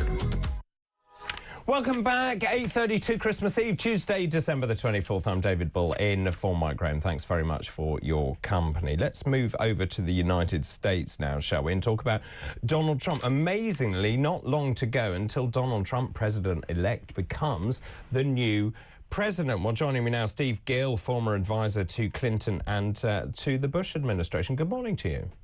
Hey, David, you know, if Ken Starmer was wearing a vest and tie like that, his numbers would go up 10 points immediately. Oh, bless you. Well said indeed. By the way, have you seen Starmer's Christmas message? Yeah, I think the word he left out of it that would have also improved the feelings toward him in England would be if he'd included the word resign. I think that would have made things a lot better. Or I'm sorry, or I got it wrong. But hey. Politicians can't do that. Those are words that they just can't utter. Is that right? I think actually it shows a sign of strength if you can say, look, I got it wrong. I've reconsidered this. We got it wrong, particularly the winter fuel payment here in the UK. But anyway, let's talk about America. And I think, you know, again, look at Donald Trump in the U.S. as he's getting ready to get back into the White House. It is a different Donald Trump than we saw, you know, 8 years ago when he first took office. He is a Trump 2.0, and I think it's one of the reasons that he's being so well received, not only here but around the world. He's more focused. He's clearly recognized that he has a relatively narrow window of opportunity to get things done. He doesn't have a potential second term. He's got 4 years, no second term, and he's got about 2 years before you have midterm elections and people focusing on the next president. And I think he's got a completely different demeanor. He's not saying I was wrong the first time, but he has said, I've learned lessons. I didn't put the right people in place. I didn't recognize perhaps that personnel is policy. And I think he has almost not exactly uttered I was wrong, but he's certainly showing he did things differently than he's doing it. I mean, there's no doubt he's hit the ground running. There is no doubt about that. He was speaking at America Fest. Of course, this is a festival for Conservatives put on by Turning Point. He raved about his election victory. Also, we've been noticing here in the UK, some of those appointments are really quite eye-opening. Elon Musk, for example, at Dodge, the Department of Government Efficiency, one of those really notable appointments. But also, he's picking people who you wouldn't necessarily first think of in terms of putting them in those top jobs. Yeah, and I think you're also seeing kind of those second and third tier jobs starting to be announced as well, because it's not just the head of a cabinet position. It's that, assistant secretary, deputy assistant secretary. And I think you're seeing the same thing, that the people he's putting in will put the policies into effect rather than backstab or fight them. And I think the first time that he was in office, he didn't have people that were really committed to putting his policies into effect. And I think, again, as you said, he's going to hit the ground running. And I think the word we keep hearing in various departments, whether it's in DOGE, whether it's in the Department of Justice, whether it's in the border security, is shock and awe and literally making things happen from day one. Do you think Elon Musk wants to be president? No. And I think the fact that he's not a native-born American means that he can't be. I think that he is committed to this country. I think he's committed to doing what he's trying to do with Vivek Ramaswamy, which is to get the out-of-control spending under control. We're spending almost $1 trillion a year now just paying interest on the $37 trillion in debt we've amassed, which means you can't spend on other things when you have to pay that interest debt. And we're about $2 trillion a year spending more than what we're taking in. And to put that in perspective in this Christmas season, David, if you and I had started a little business on the day Jesus was born and had lost $1 million a day, every day, 7 days a week, 365 days a year from then till now, we still would not be $1 trillion in debt. That's how big this deal is. And I think they're committed to fixing that from day one. Wow, that's a really good illustration. Thanks very much for that. Just in terms of that, I mean, it does seem extraordinary the way the funding bills are passed for the United States, that the government goes into almost abject, complete shutdown until they do approve those federal budgets. That seems an anathema to many other countries. Well, and the fact that we just had this fight over a budget extension with the threat of government shutdown. And even with this huge, massive debt we built up, even with the fact we're spending more and borrowing more than we're taking in each year, they still added $110 billion in new spending and didn't impose any of the cuts. even though we're now in the post-COVID area, we're spending what we did at the peak of COVID, with a lot of that spending having gone away. Where's the money going? And Joe Biden, on his way out, like a petulant brat, pitching a tantrum, is throwing $1 billion towards Africa, $1 billion towards Iran, $50 billion more towards being loaned to Ukraine, while we literally have people in North Carolina and East Tennessee living in tents as it starts to snow in the wake of Hurricane Helene, and yet is pouring billions of dollars into countries, in many cases, who hate us. I just wonder whether you know much about the Chagos Islands. I wonder what Trump is going to do about that, because that deal is not done. The government of Mauritius says they want more money. They want to revisit that deal. If they revisit that deal, I think Trump will say no. Yeah, I think that you're going to see the checkbook getting closed. Again, whether it's Zelensky getting more money, whether it's some of this foreign aid, it's going to be looked at very closely. And it should be. Again, the America First agenda is look, there are things that the rest of the world can do, but the rest of the world can contribute more. Again, you're already seeing the Trump effect, where NATO countries are starting to say, okay, yeah, we'll pony up the share we owe when they've not been paying their share, just under the threat that Trump might withdraw or, pull back the U.S. Involvement in NATO if the countries don't start paying what they're obligated to pay. And the same thing with the World Health Organization. He's made it clear that he does not see the benefits of the U.S. participation in World Health Organization when we already provide so much healthcare assistance around the world. I mean, I agree with him in terms of the country's share of their spending for NATO. Just in terms of this, he also mentioned the Panama Canal. Just tell viewers what he was talking about here. He says it's too expensive. We need it back. It's America's.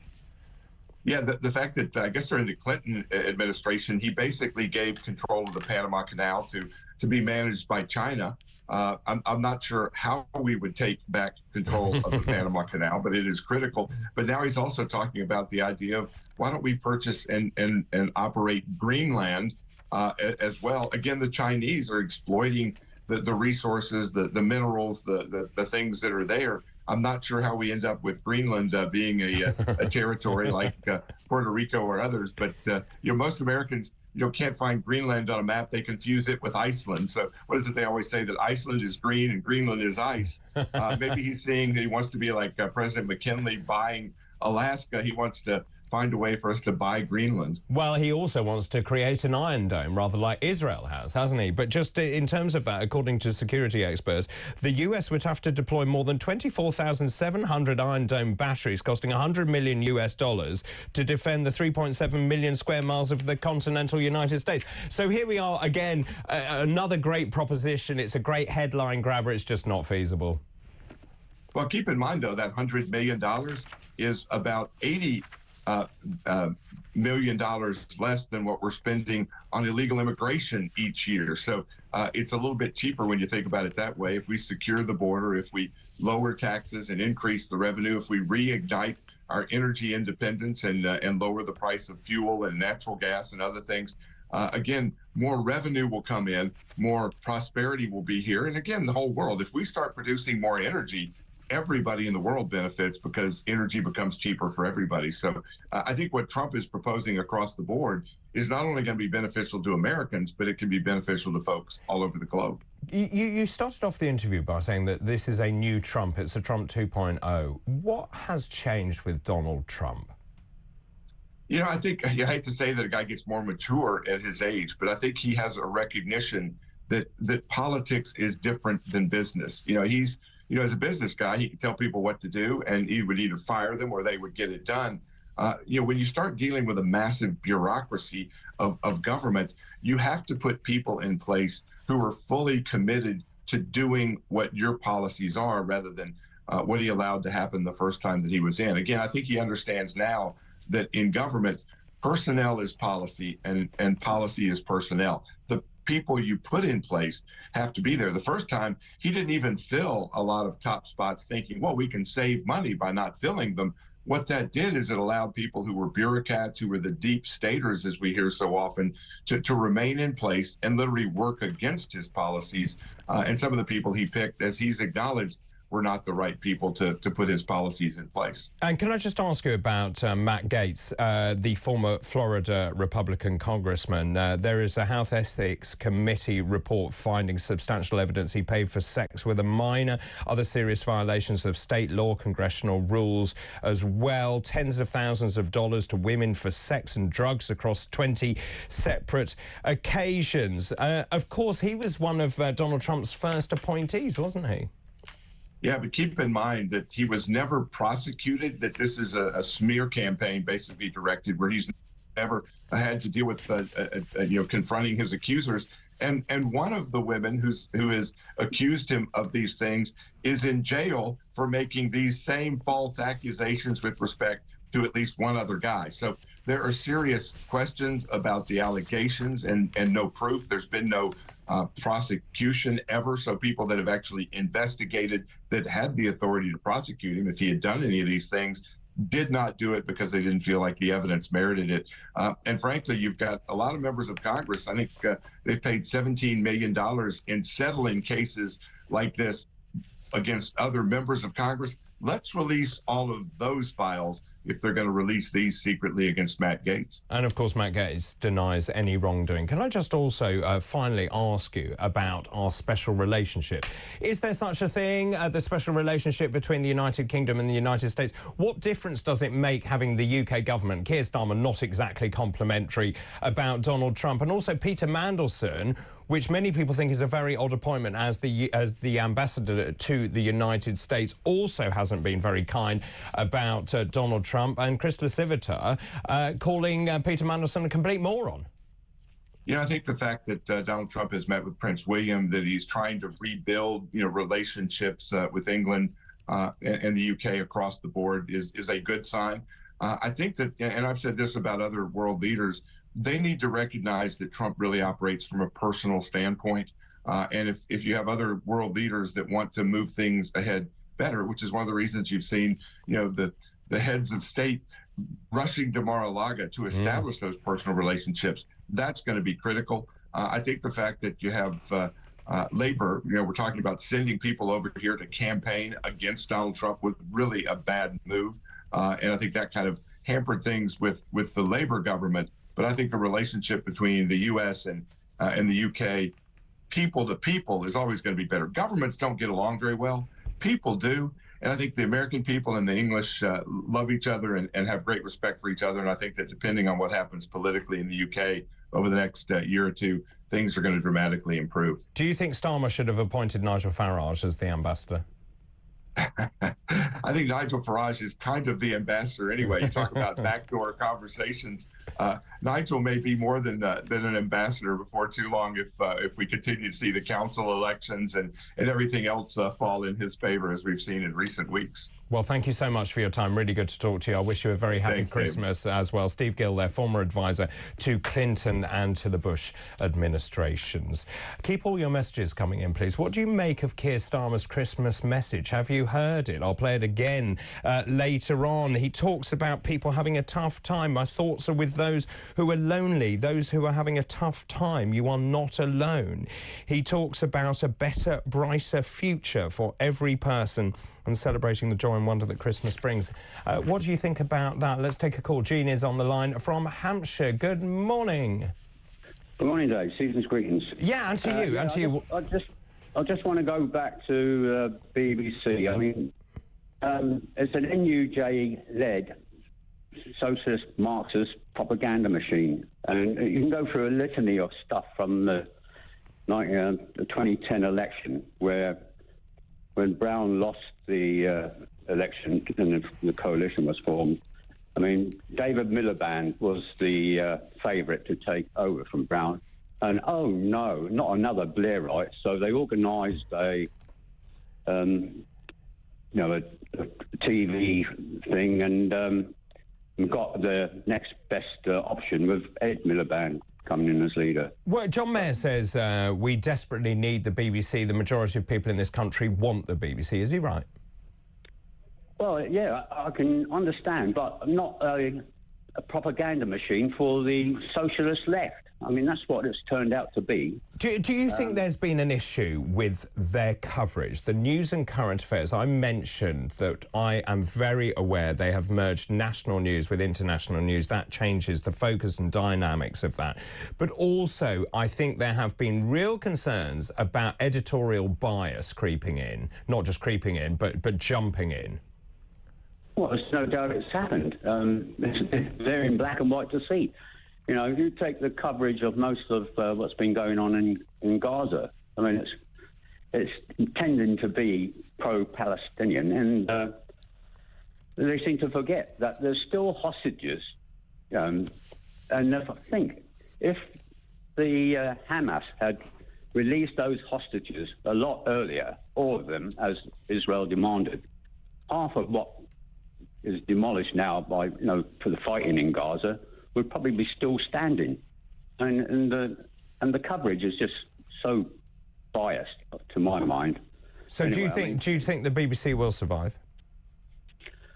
Well, I think we do need some form of national broadcaster, but just in a kind of sense of just giving us the facts, not opinions. Well said. Well said, Jean. I wish you a very happy Christmas. Jean in Hampshire there talking about the BBC licence fee. Loads of messages coming in. I'll come to those after the break. Also after the break, I've already wished him happy Christmas twice. He's appearing again. Simon Calder, travel correspondent at The Independent. It's the final day, of course. I have no idea what the roads are going to be like, but the minute this programme finishes, I'm off in my car to go and see the family. I'm sure many of you travelling as well will get the latest on the roads, the rails, the air travel as well from Simon Calder, travel correspondent at The Independent. He's changed stations. He's not at Liverpool Street today. He's at London Waterloo. That's coming up after this break. This is Morning Glory. Good morning.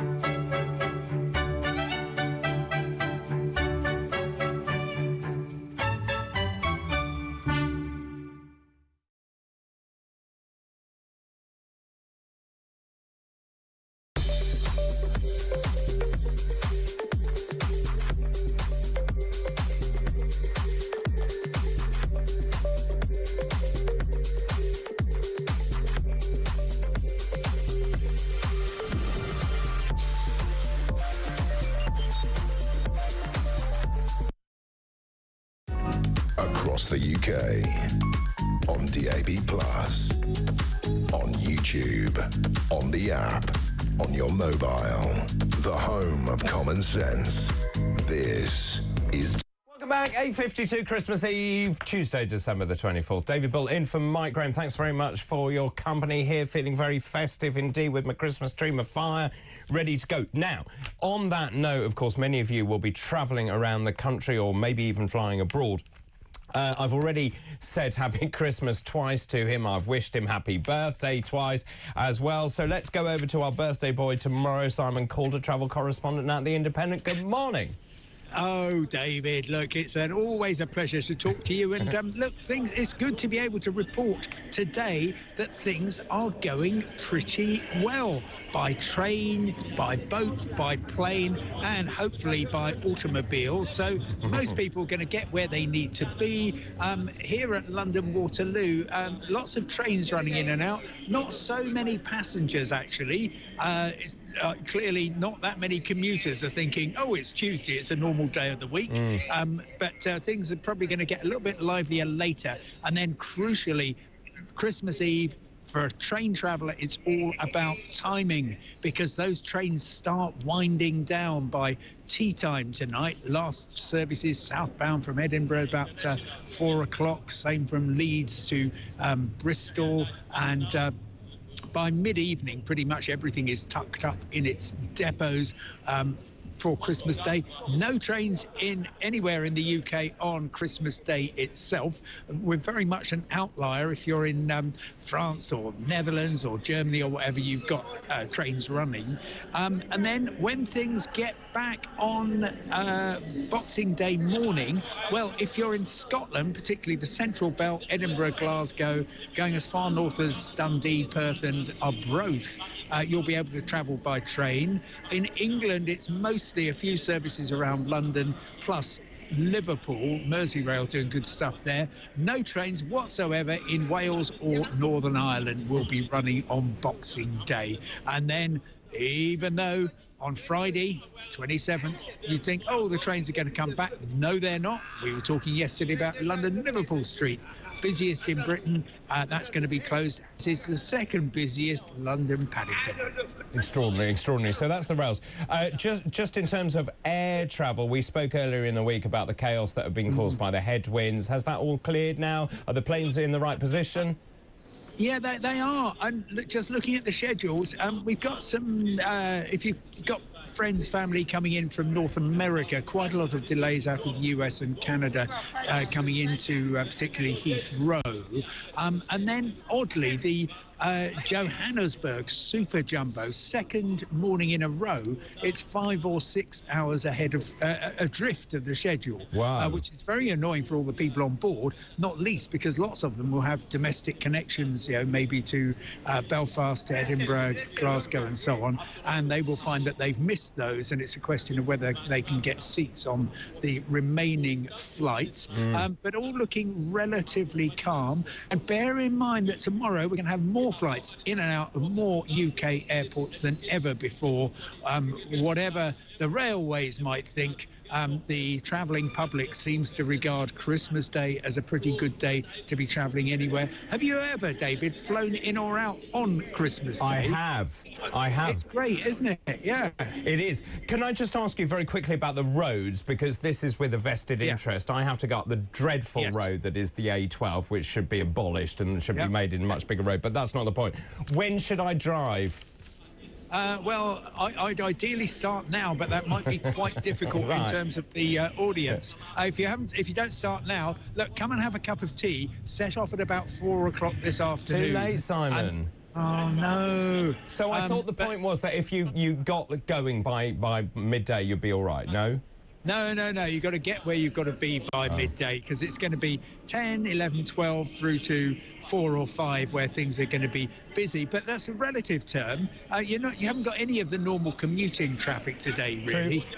So I just avoid all those out-of-town shopping centres. And the A12, famous road, of course, which winds slowly from London out towards Ipswich. And well, you will get there eventually. That's very sweet of you. Just very quickly, I spoke to Paul Richards earlier, who's a former Labour Special Advisor. He said that that actually rail travel will get cheaper. Can I just play you a quick clip? Oh, yeah. Have we got that? I've heard from young people saying they can't afford the rail tickets to get to see their families. The rail fares, well, we've just nationalised the railways. The very first but the fares aren't coming down, are they? No, they will once the franchises return to public ownership, so that's a pretty big That is not my understanding, but OK, I'll give you the benefit of the doubt. Is that true, Simon? Absolutely not. That is completely preposterous. No, saying that, oh, yeah, once we're all nationalised, fares will come down. No, fares need to be sorted out and made more sensible. That will mean some fares will come down, other fares will go up. And anybody who pretends otherwise is talking nonsense. It was actually, anybody remember Jeremy Corbyn in the 2019 election, which, as you can remember, went so well for Labour? Their one popular promise was that they were going to halve, I think, the price of rail tickets. Obviously, they never got a chance to show that they would do. But there's absolutely no chance that rail fares are going to start to come down, except in some isolated incidents where they are manifestly too high, disproportionately high, and those will be kind of smoothed out. But no, if you're a rail passenger, get ready to pay more. Oh, that's marvellous news, Simon. Simon, finally, can I wish you happy Christmas and also happy birthday for tomorrow? Well, thank you very much, and happy driving today. I shall keep my eyes on the A12. Yes, please do. I'll call you. I'll call you from the A12. I'm sure they're already clearing a path through the traffic. That's right. You. Police escort, outriders, etc. Simon, have a wonderful Christmas. Thanks ever so much. Simon Calder, their travel correspondent at The Independent, live from the very glamorous London Waterloo station. Well, time for a break. After the break, I'm going to be talking more about the political situation in this country. Keir Starmer's message, was that hitting the right note? We'll also be talking about the membership numbers to the mainstream political parties as well. Reform membership set to be higher than the Tories. Tim Montgomery, number 10 or former number 10 advisor and founder of Conservative Home, will join me.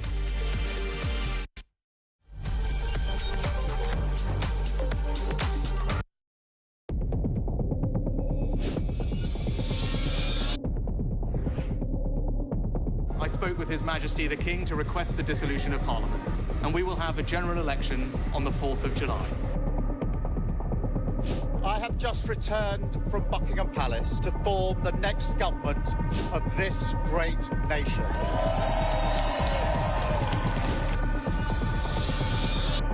Take a look at what happened.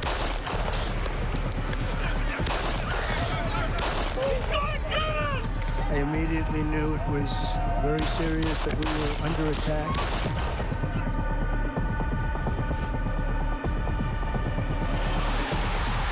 The time has come, and this surely is England's time. Williams, who scores, and Spain lead. The shot from distance is in. It is Cole Palmer. Low ball in, or far ball, slides it in. An absolute killer of a goal. I agree with the protest, but I don't think the violence was anywhere near necessary. No, I mean, I don't think anyone, Nigel, would ever think that the violence was the answer at all.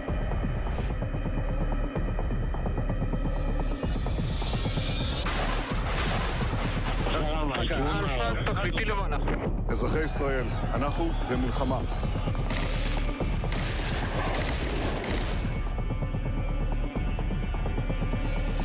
I probably took a bullet to the head because of the things that they say about me. If Donald Trump were president, Putin would be sitting in Kyiv right now. In Springfield, they're eating the dogs. The people that came in, they're eating the cats.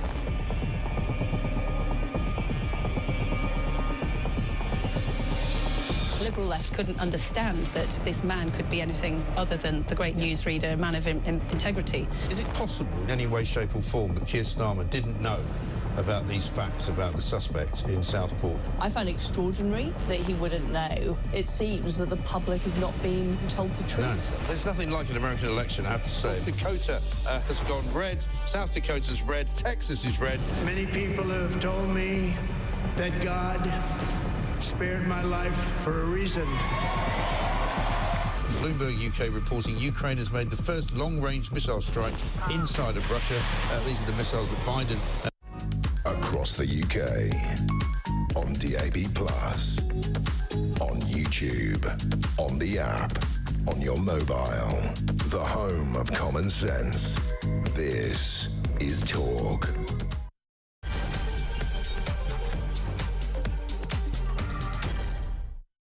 Final hour of Morning Glory. Good morning, just after 9 o'clock Christmas Eve. Very, very festive here in the studio, as you can see with the Christmas tree, my fire. I'm getting in the mood as well. Simon Calder just told me, leave now to get home, so I'm off.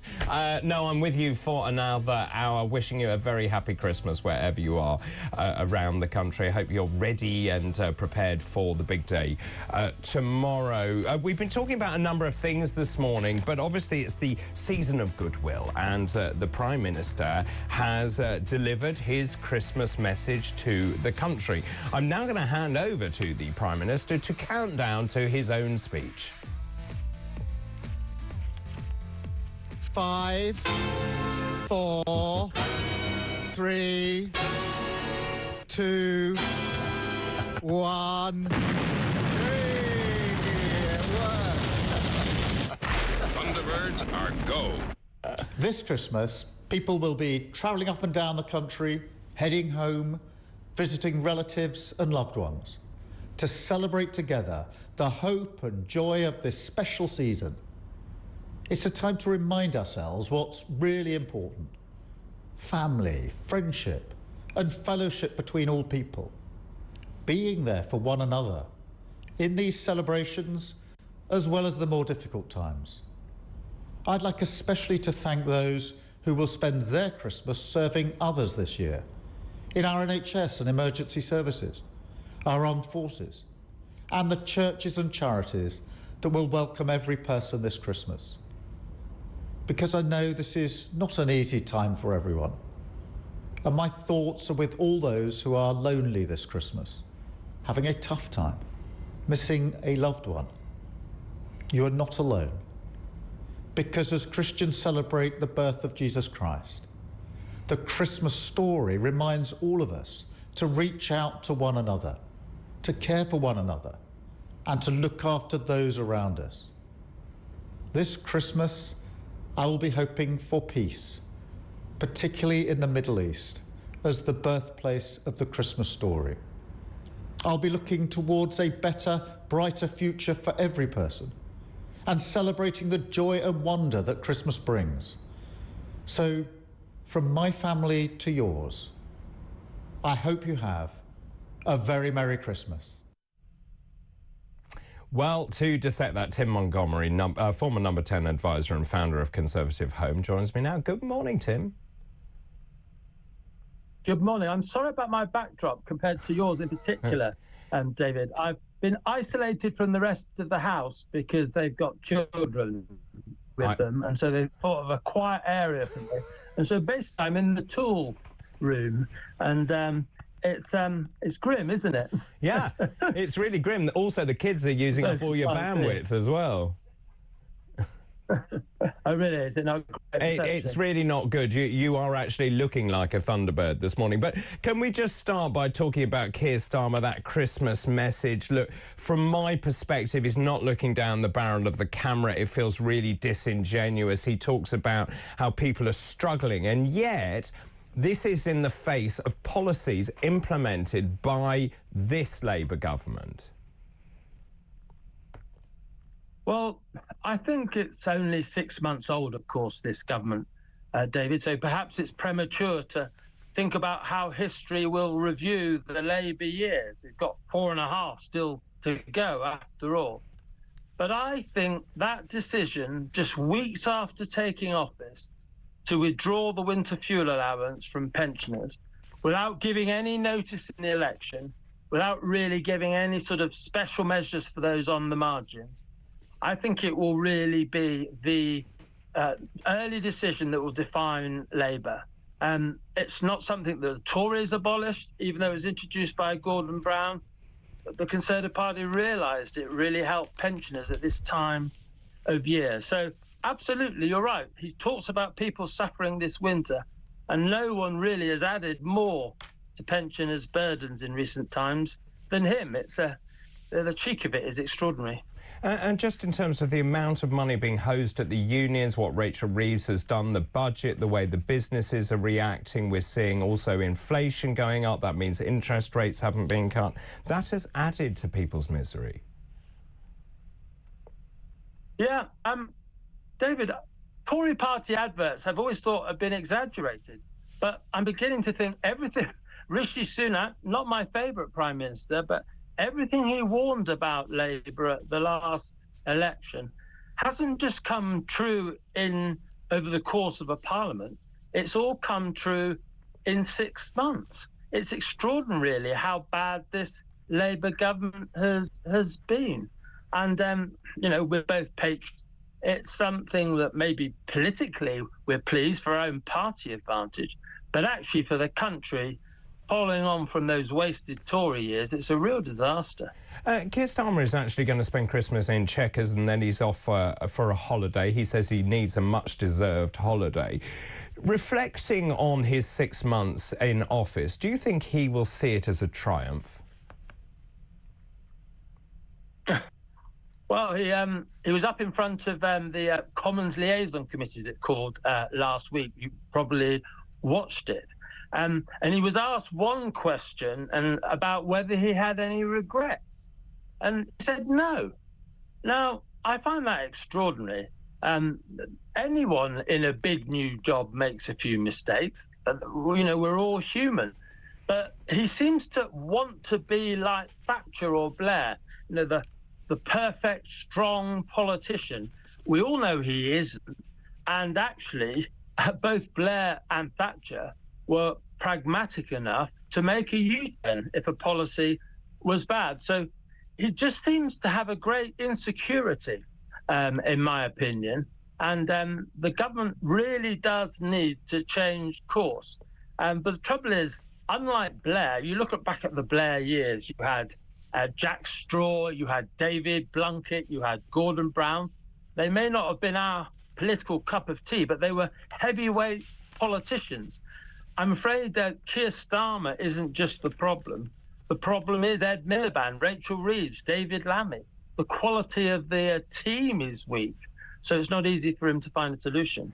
There's an online poll at the moment. I think it's over 3 million people calling for a new general election. There has been a huge beneficiary of this, which is Reform UK. Many people defecting from the Conservative Party, including your good self, to Reform UK. Now, last night they launched a tracker as to the number of members they have of that political party.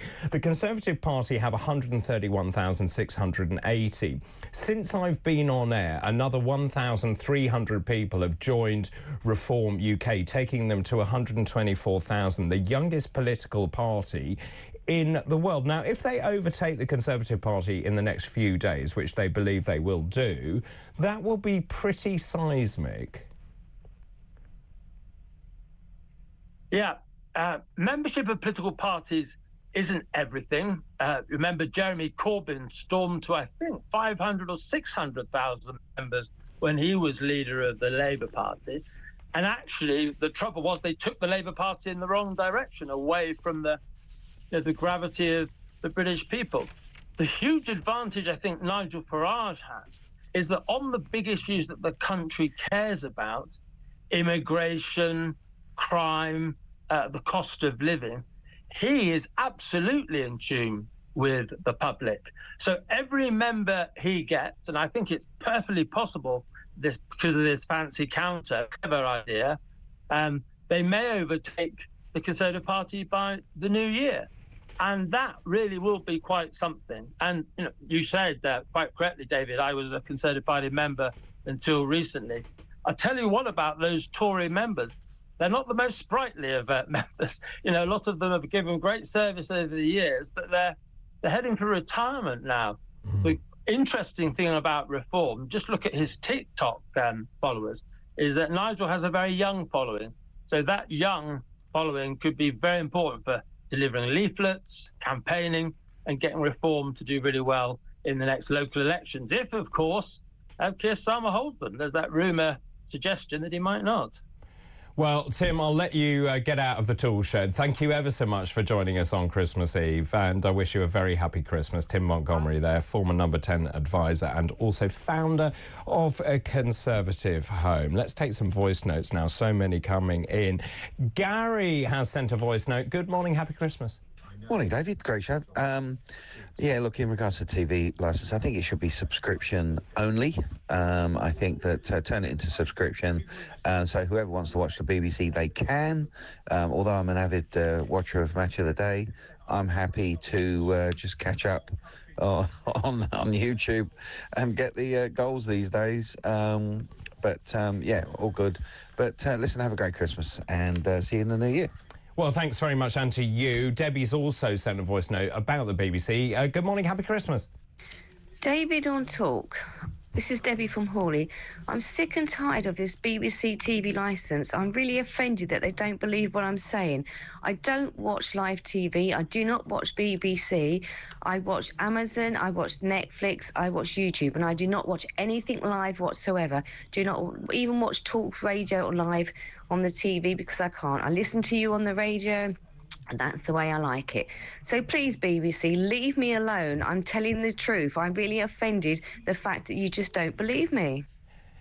Thanks for that. And this comes after I was sent a letter. You can see it there on the screen there. That's an enforcement notice from TV licensing, essentially saying, are you going to be in on Christmas Day because we're sending people round and they may knock on your door because you haven't paid for your licence fee? I think that's a step far too far. John Mayer was saying to me that was sent out in error. Well, it's some error because it's terrified some older people around the country, and I think that's pretty unacceptable. That was Debbie talking about the BBC. Let's talk now to Ian, who is in London, also about the BBC.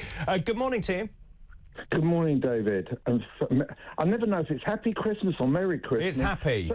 It's happy, but so Starmer sort of changes it to Merry. Well, I think it's happy. Well, no, I don't know. But anyway, and Happy Hanukkah for tomorrow, right? But let's go to the BBC. If you drive a car and it's battery, you don't need to pay road tax and all that at the moment. At the moment. So why should you have to pay for a station that, quite simply, you don't want to watch it because it's full of garbage these days, unfortunately. Oh, John Mayer says it's got fantastic programming.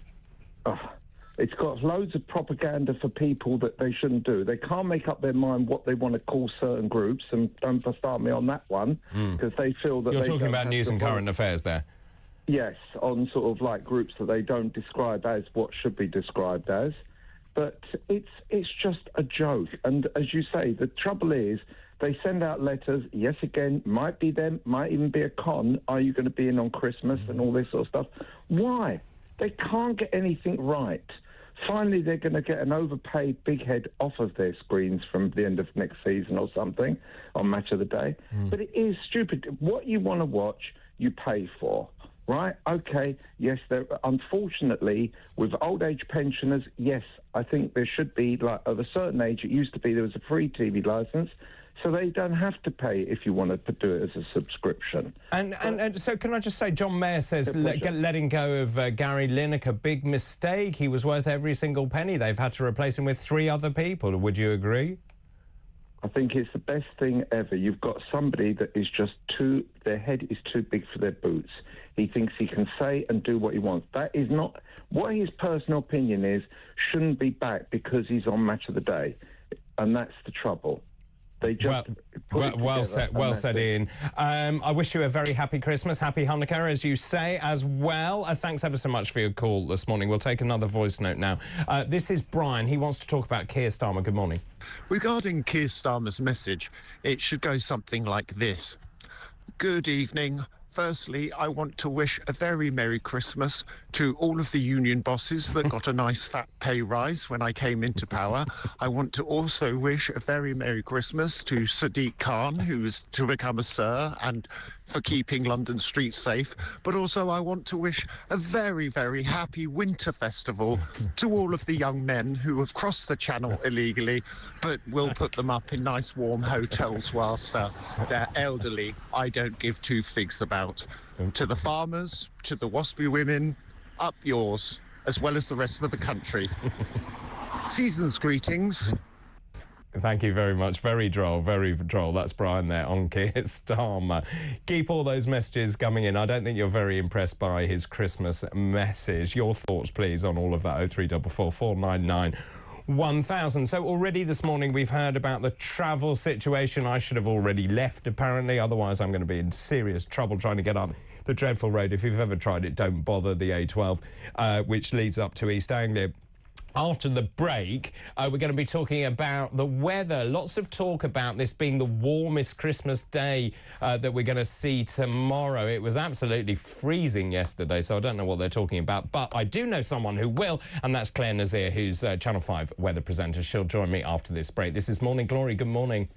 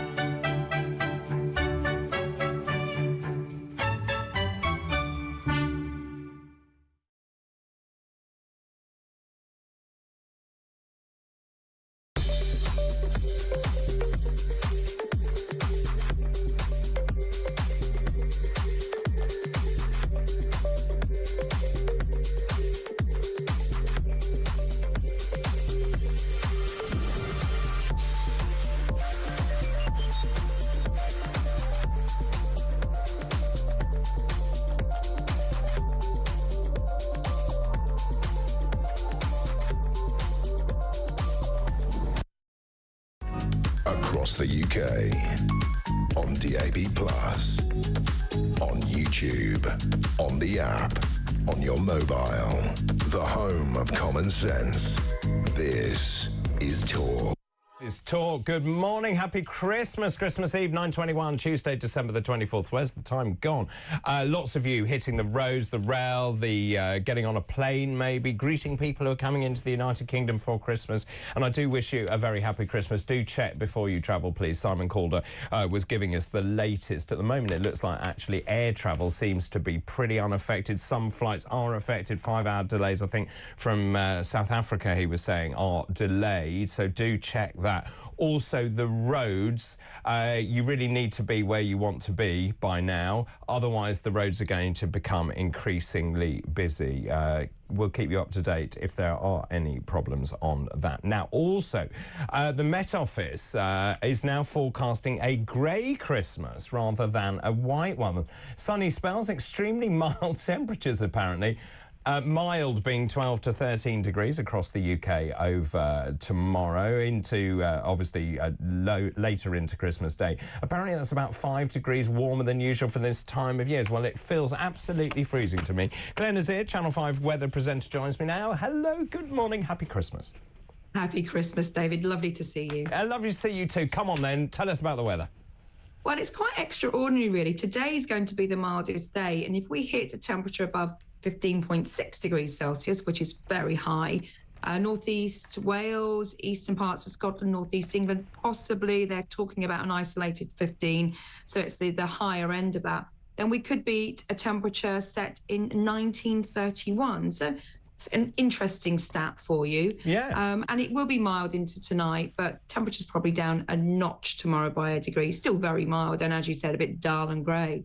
Yeah, I mean, it doesn't feel that warm to me. There was a terrible wind yesterday, so the wind chill took that right down. Yes, temperatures have been rising overnight, actually. So when you step out later, you'll find that it's very different to when you, arrived at work. Yeah. So, yes, the air is mild. There's a lot of clag and cloud and murk, rain, a little bit of rain, not a lot. So nothing to really scupper people travelling north, south, east and west. But it's been very lively recently, and we're losing the wind, particularly across central and southern areas. OK, so tomorrow, obviously, a day of eating mostly, and then Boxing Day, people tend to try and walk or waddle their Christmas dinner off. What's the weather looking like for Boxing Day for a walk? Well, interestingly, I think for the next few days, I'm going to call the weather benign, which is great news. So you could have to layer up a little bit, but a lot of cloud. If you see a little sunshine, you're lucky. And there could be some rain across the far north of Scotland. Could turn a bit colder there, but generally speaking, it's one of these sort of, we call it anticyclonic gloom, not a lot going on. So the cheer has to come from within or, from what you drink or eat. And how far ahead can you see? Because obviously New Year round the corner, lots of people going to be out and about on New Year's Eve. Too far away, I assume? Well, it is really, but there's a lot to play for. There's some indication it could turn colder in the north. In the south, still that cloud. So it really is just checking your forecast, because I know people like to be out and about. And, when you want to layer up and then you find yourself in a party, the odds are you're going to lose your coat. So it'd be great if it was mild and you don't have to wear one. So, yes, a lot of factors affecting people and how they actually play out their New Year's Eve. So at the moment, it looks like it's colder in the north. Now, some bright spark in my family thinks it's a great idea to go for a swim on Boxing Day in the sea. I assume that's very foolhardy. Well, I mean, swimming at any time of year across coastal waters of the UK is quite frigid, isn't it? Yeah. But interestingly, David, lower sea surface temperatures tend to be in March. So it's much worse going early spring for a swim and getting those really icy waters than at Christmas. So as long as you're playing it safe, I don't think, it's still pretty horrible, personally. It's not something I'm going to do. But a lot of people like this cold water swimming, and it's meant to be very good for your heart and for your blood flow and everything. Not for me. Are you all set for Christmas? I am, yes. I've got 20 people for Christmas tomorrow.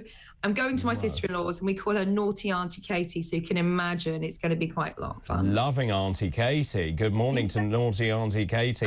Well, thanks ever so much, Claire. I wish you a very happy Christmas as well. Good luck with the 20 tomorrow. Claire Nazir, their Channel 5 weather presenter. Let's take a voice note now from Andy. Good morning, happy Christmas. Morning, David. Great show. Just to give you an update on your travel on the A12, I've just come from Woodbridge.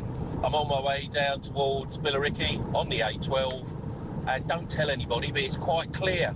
So you shouldn't have a problem getting home. Great show. Have a good Christmas. Andy, you star. Thank you very much. Obviously, I'm going the other way, so I am obviously going up the A12 the other way. That road, though, is terrible at the best of times. And, of course, it's the road that leads to the container port of Felixstowe, and yet it's dual carriage most of the time. I'll stop my rant. Now, keep all your messages coming in, please. Lots of you getting in touch. This is quite interesting, actually. Ian says, hi, David. I think we should bring back no trading on Sundays. Our country needs a day a week to slow down and to stop the onslaught of commercialism. I remember how quiet and relaxing Sundays were, and how, from a mental health perspective, it gave you a break from the constant pressure. It's a really good point, actually, that. And the 24-hour news cycle as well. I often think politicians just appear to say something without it being very considered, which I think is a real problem. Earlier on, we were also talking about Of Mice and Men, the Steinbeck book that was set in the 1930s.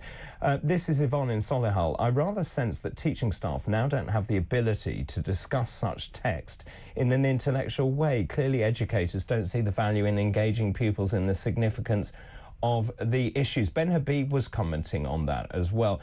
This is based on the fact that it's a complicated plot if you haven't read it. It's one of those core texts that's been used for GCSEs.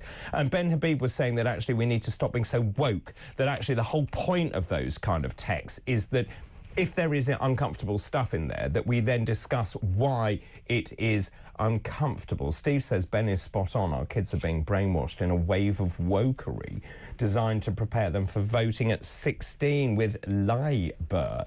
That's another interesting one. Of course, Labour confirming, or at least not dismissing, claims that votes will be given to 16-year-olds in the near future. Although they think that actually people who are 16 are more likely to vote Labour than at any other time. I'm not sure that's entirely true, as we heard from Tim Montgomery, because lots of young people are opting for other parties like Reform UK. Merry Christmas, David, says Claire, and all the team at talkTV. Thank you very much. Merry Christmas to you. I've not listened to Starmer's Christmas message. I refuse to listen anymore. Talking of indoctrination in our university, which leads into the indoctrination of the whole of our establishment. This is going to be the biggest danger facing the Reform Party, and will need a wholesale collapse and rebuild of our establishment. Kevin has sent in a voice note on Keir Starmer. Good morning. Good morning, David. Kevin from Cornwall Hill. A Merry Christmas to you and all your staff and all your family. Keir Starmer's speech, even though I kind of sat there, I completely zoned out. I cannot remember a word he said. He is so dull. I can't remember anything he said. Merry Christmas. Merry Christmas to you too. Time for a break. After the break, Norman Baker, former Lib Dem MP and ex-government minister and royal author, transport journalist, will be talking about the train fares. We were talking about this earlier, whether train fares will come down if they are nationalised. Also, young people really struggling to get home because the train fares are just too expensive, 123 quid or thereabouts just to go and see your family. That means they don't have the money to spend on presents. I'll be talking to Norman after this break.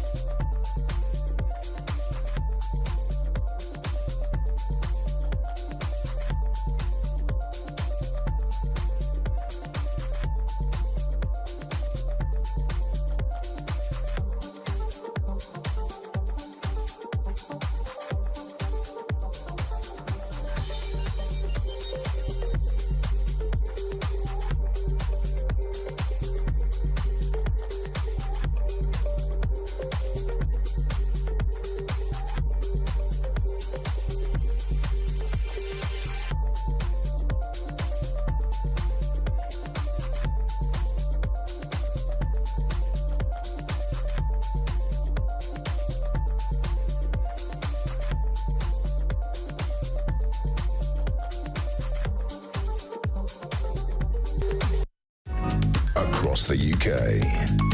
On DAB+, on YouTube, on the app, on your mobile. The home of common sense. This is Talk. Welcome back, 9:32 Christmas Eve. Happy Christmas. Happy Christmas to you wherever you are around the country, or indeed wherever you are sipping a margarita in somewhere much warmer, which sounds rather nice at the moment. Should we talk about train fares? I was talking about this earlier on. Paul Richards, a former Labour special advisor, was telling me that the nationalisation of the trains will make everything much, much cheaper. I said I didn't believe him, and then Simon Calder told me that was absolutely nonsensical. Well, this is a story this morning which is in the Express. A study of 2,000 Brits without a car found that travellers are paying an average of £114 to see loved ones on the trains. Now, as you can imagine, this is having a huge impact on how much Brits can then spend on things like presents and food for Christmas. I'm thinking particularly about young people who are travelling home to see their loved ones over Christmas. So, for Londoners, it's even more. It's about 151 quid. That's the reality if you do not have a car and you cannot hit the roads. Well, joining me now, Norman Baker, former Lib Dem MP, ex-government minister. He's also a royal author, transport journalist. What doesn't he do? Good morning and happy Christmas, Norman. Good morning, David. Happy Christmas to you and also all your listeners and viewers. Well, thanks ever so much indeed. Just in terms of this, obviously you know a great deal about the railways. I had a bit of a ding-dong this morning about the price of tickets. The Labour government determined to nationalise that. I was told earlier by Paul Richards it would lead to cheaper train fares. Simon Calder disagrees with that. I mean, our train fares do seem to be extremely expensive. Well, let's be quite clear. Already, more than half the fares on British Rail's systems are set by the government. They have been for years. That's the reality. And even more and more are set by the government now. And the individual train companies, whether they're nationalised or not, have very little room for manoeuvre and have to get clearance from the Department for Transport for any changes. So the government could already be cutting fares if it wanted to. But the reality is, if you look at the last budget, the Chancellor put up rail fares in excess of inflation, 4.3%, despite the fact that fuel duty on cars, for example, was frozen and not increased. The government directly runs certain train companies like Northern and South Eastern. They haven't cut fares there.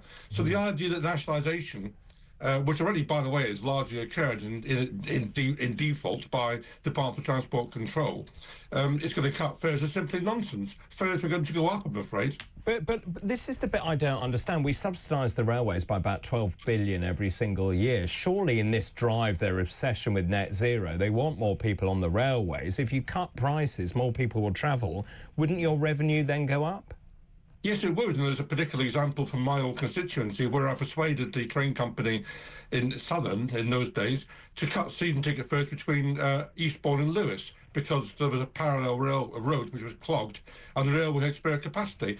They eventually did it, they cut fares by a third, and they came back rather shamefacedly a year later to say they made a profit on it because so many people had changed from road to rail, they were actually better off. And by the way, so were the drivers on the road because there were fewer cars on the road. Mm.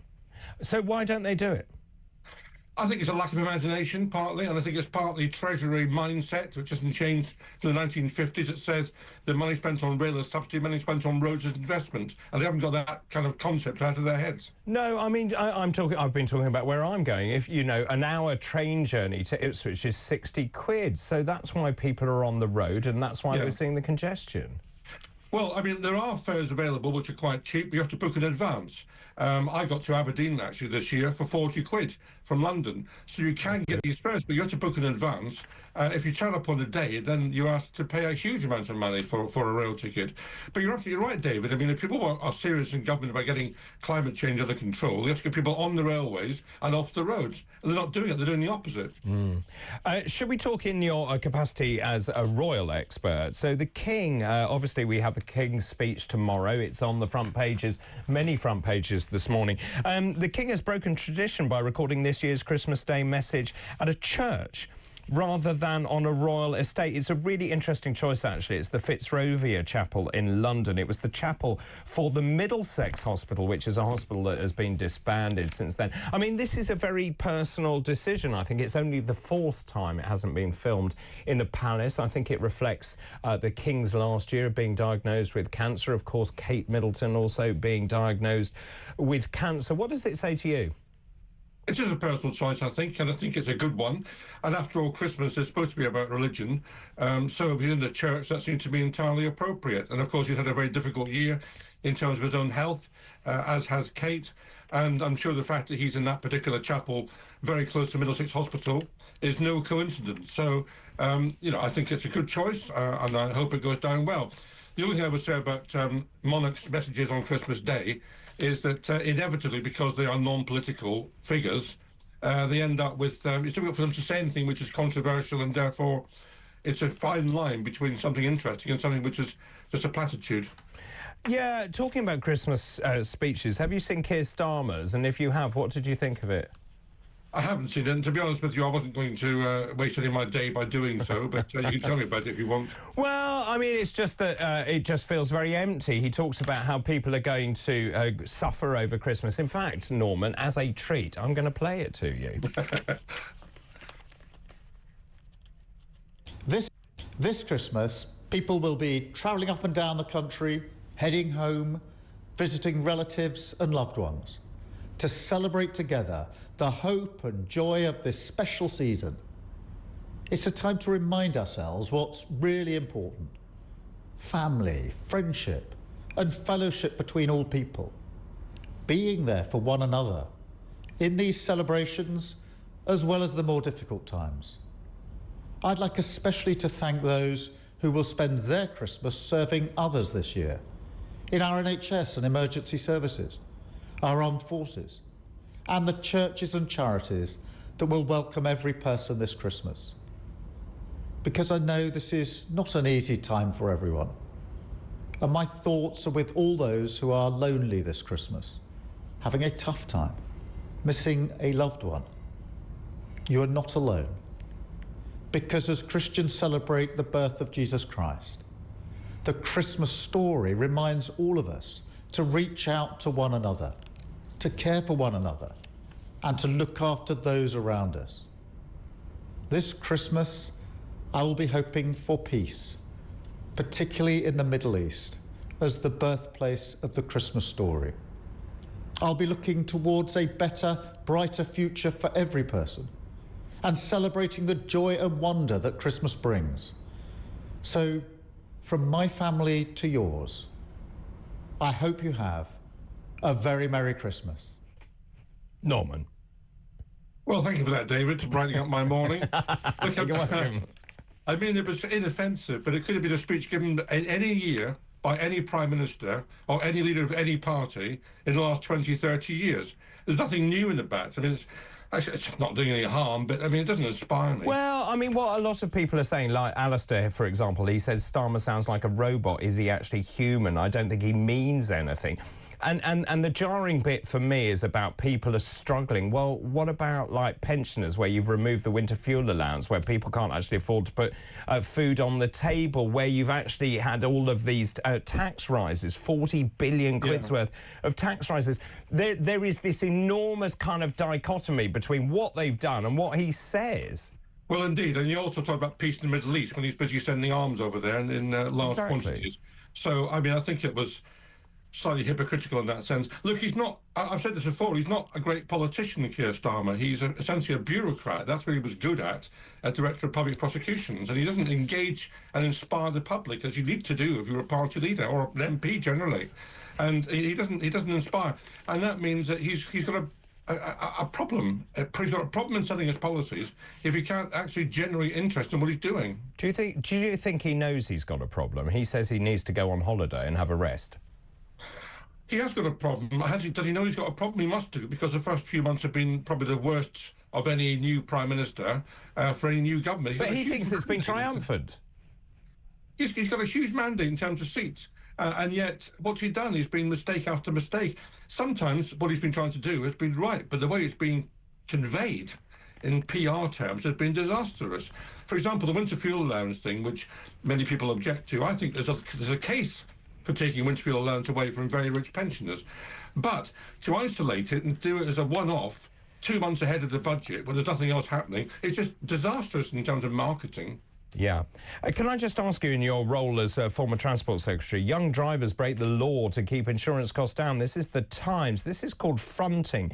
Essentially, because obviously we know young people are more prone to accidents, particularly young men who are full of testosterone, who go off driving at all speeds. But essentially what they're doing is the parents are saying that the car is predominantly driven by them. The young teenager is a secondary driver. That's illegal.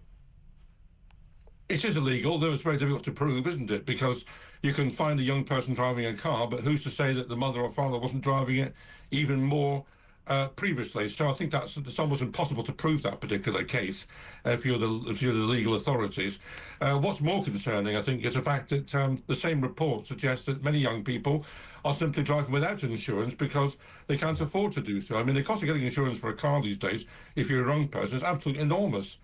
And some are taking the choice to not buy insurance and hope to get away with it. And there's been record convictions, I think, of those between 17 and 20 for not having insurance. And of course, it's a very serious matter if you don't have insurance.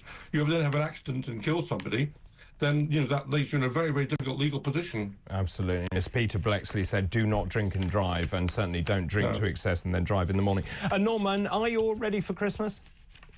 Well, sort of. As you say, it's not really seasonal here in this room where I am at the moment, but it will be. Perfect. Well, I wish you a very happy Christmas. Thanks ever so much for coming on the show this morning. That is Norman Baker, former Lib Dem MP, ex-government minister, royal author, transport journalist. They're joining us here on Morning Glory. Time for a break. After the break, your calls, thoughts and messages. Keep all of those messages coming in. What did you think of Keir Starmer's speech? Was it on the money? Let me know. This is Morning Glory. Good morning.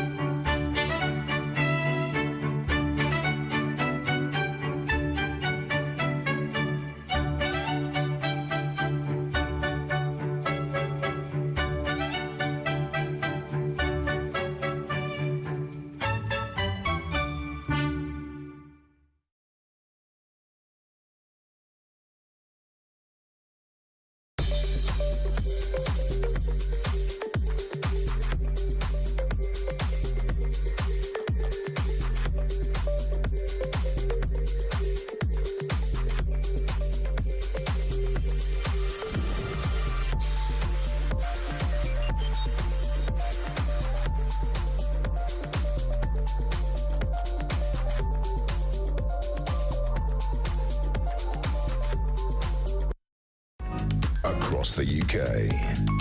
On DAB+, on YouTube, on the app, on your mobile. The home of common sense. This is Talk. Welcome back, Christmas Eve, 9:47, Tuesday, December the 24th. David Bull in for Mike Graham. Wow, thanks ever so much for your company. 3 hours, 47 minutes has whizzed by.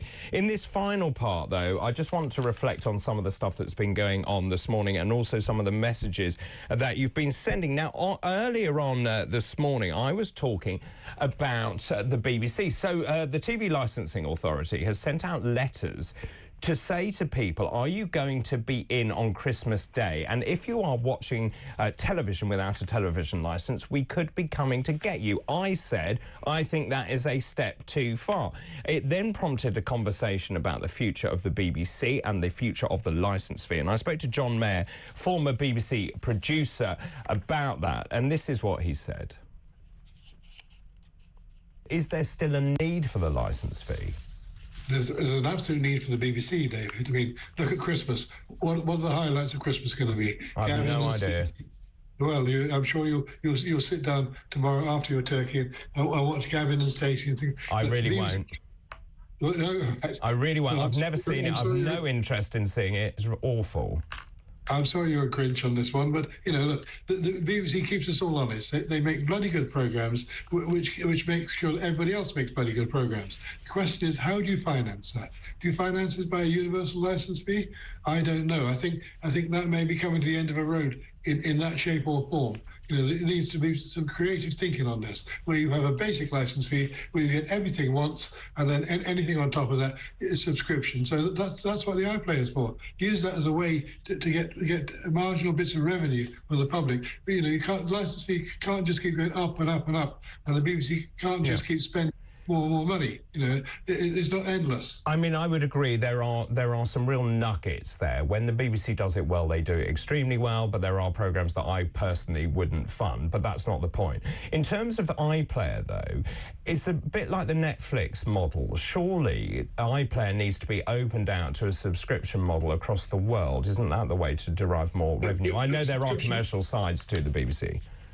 Yes, a subscription model across Britain, David. You know, it's there. It's a conditional access device. So all you need to do is use that as a way to say, you want more sport, pay a little bit more money. You want more drama, pay a little bit more money. But you'll see everything once. What do you think the core services should be? News, current affairs, drama, entertainment, a bit of music. And a bit of sport, but, you know, they can't afford much mainstream sport anymore. So it has to be a comprehensive service, but you see it once. You know, people are used to paying now, so the BBC shouldn't be afraid of saying, look, you pay a little bit extra, you get extra. And then the BBC can also afford to buy sport, they can afford to buy opera, they can afford to buy lots of things. You have lots of channels. Nobody does it as well as the BBC when they do it. So use that little conditional access and create lots of, behind a mini paywall, create lots and lots of quality, as well as the stuff outside of it. You know, we need the BBC. Look, all over the world, people love the BBC. All over Britain, they love the BBC. Whether you like it or not, you know, they do. Look, I said I'm a big fan of the BBC when it gets it right. I think one of the issues for me has been the consolidation of news and current affairs. As you know, domestic BBC news has been merged into international news. So I don't think the product is as good. I don't think the focus is good enough on this country. One of the other big demises for me is in local television. So, for example, take my region, the east of England, has been merged into such an enormous area. I have no interest in most of the stories because they don't affect me. The whole point of local news is it should be local.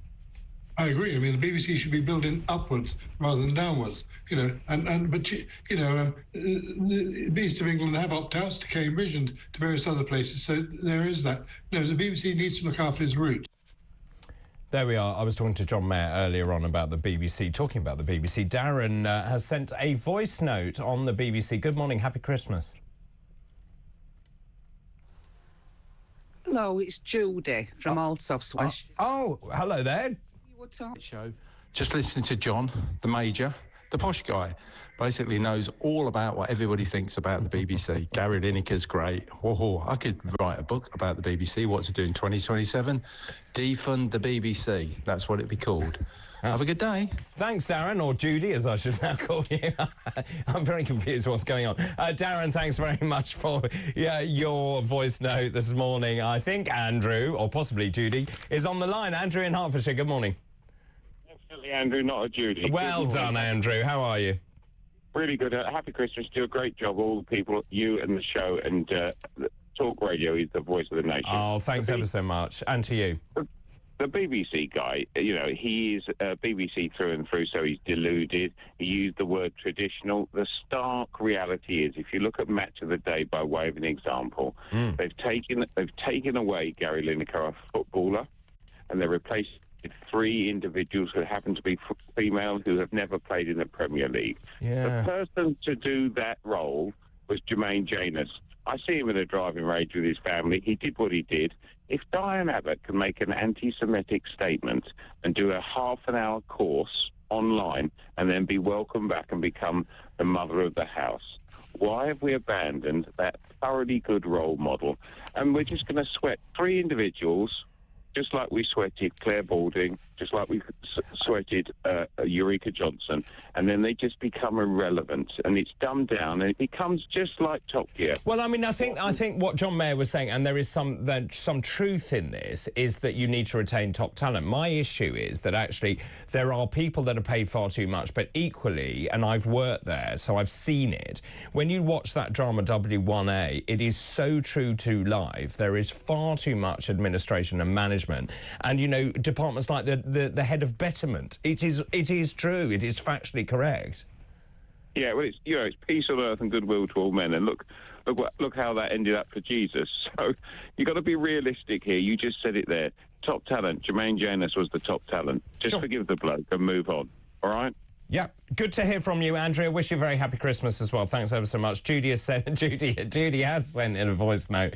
Morning, Judy. Hello, it's Judy from Altofts, West Yorkshire.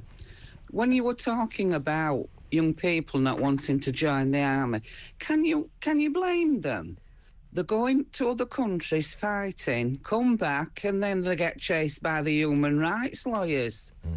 And then they're thrown under the bus by the Minister of Defence.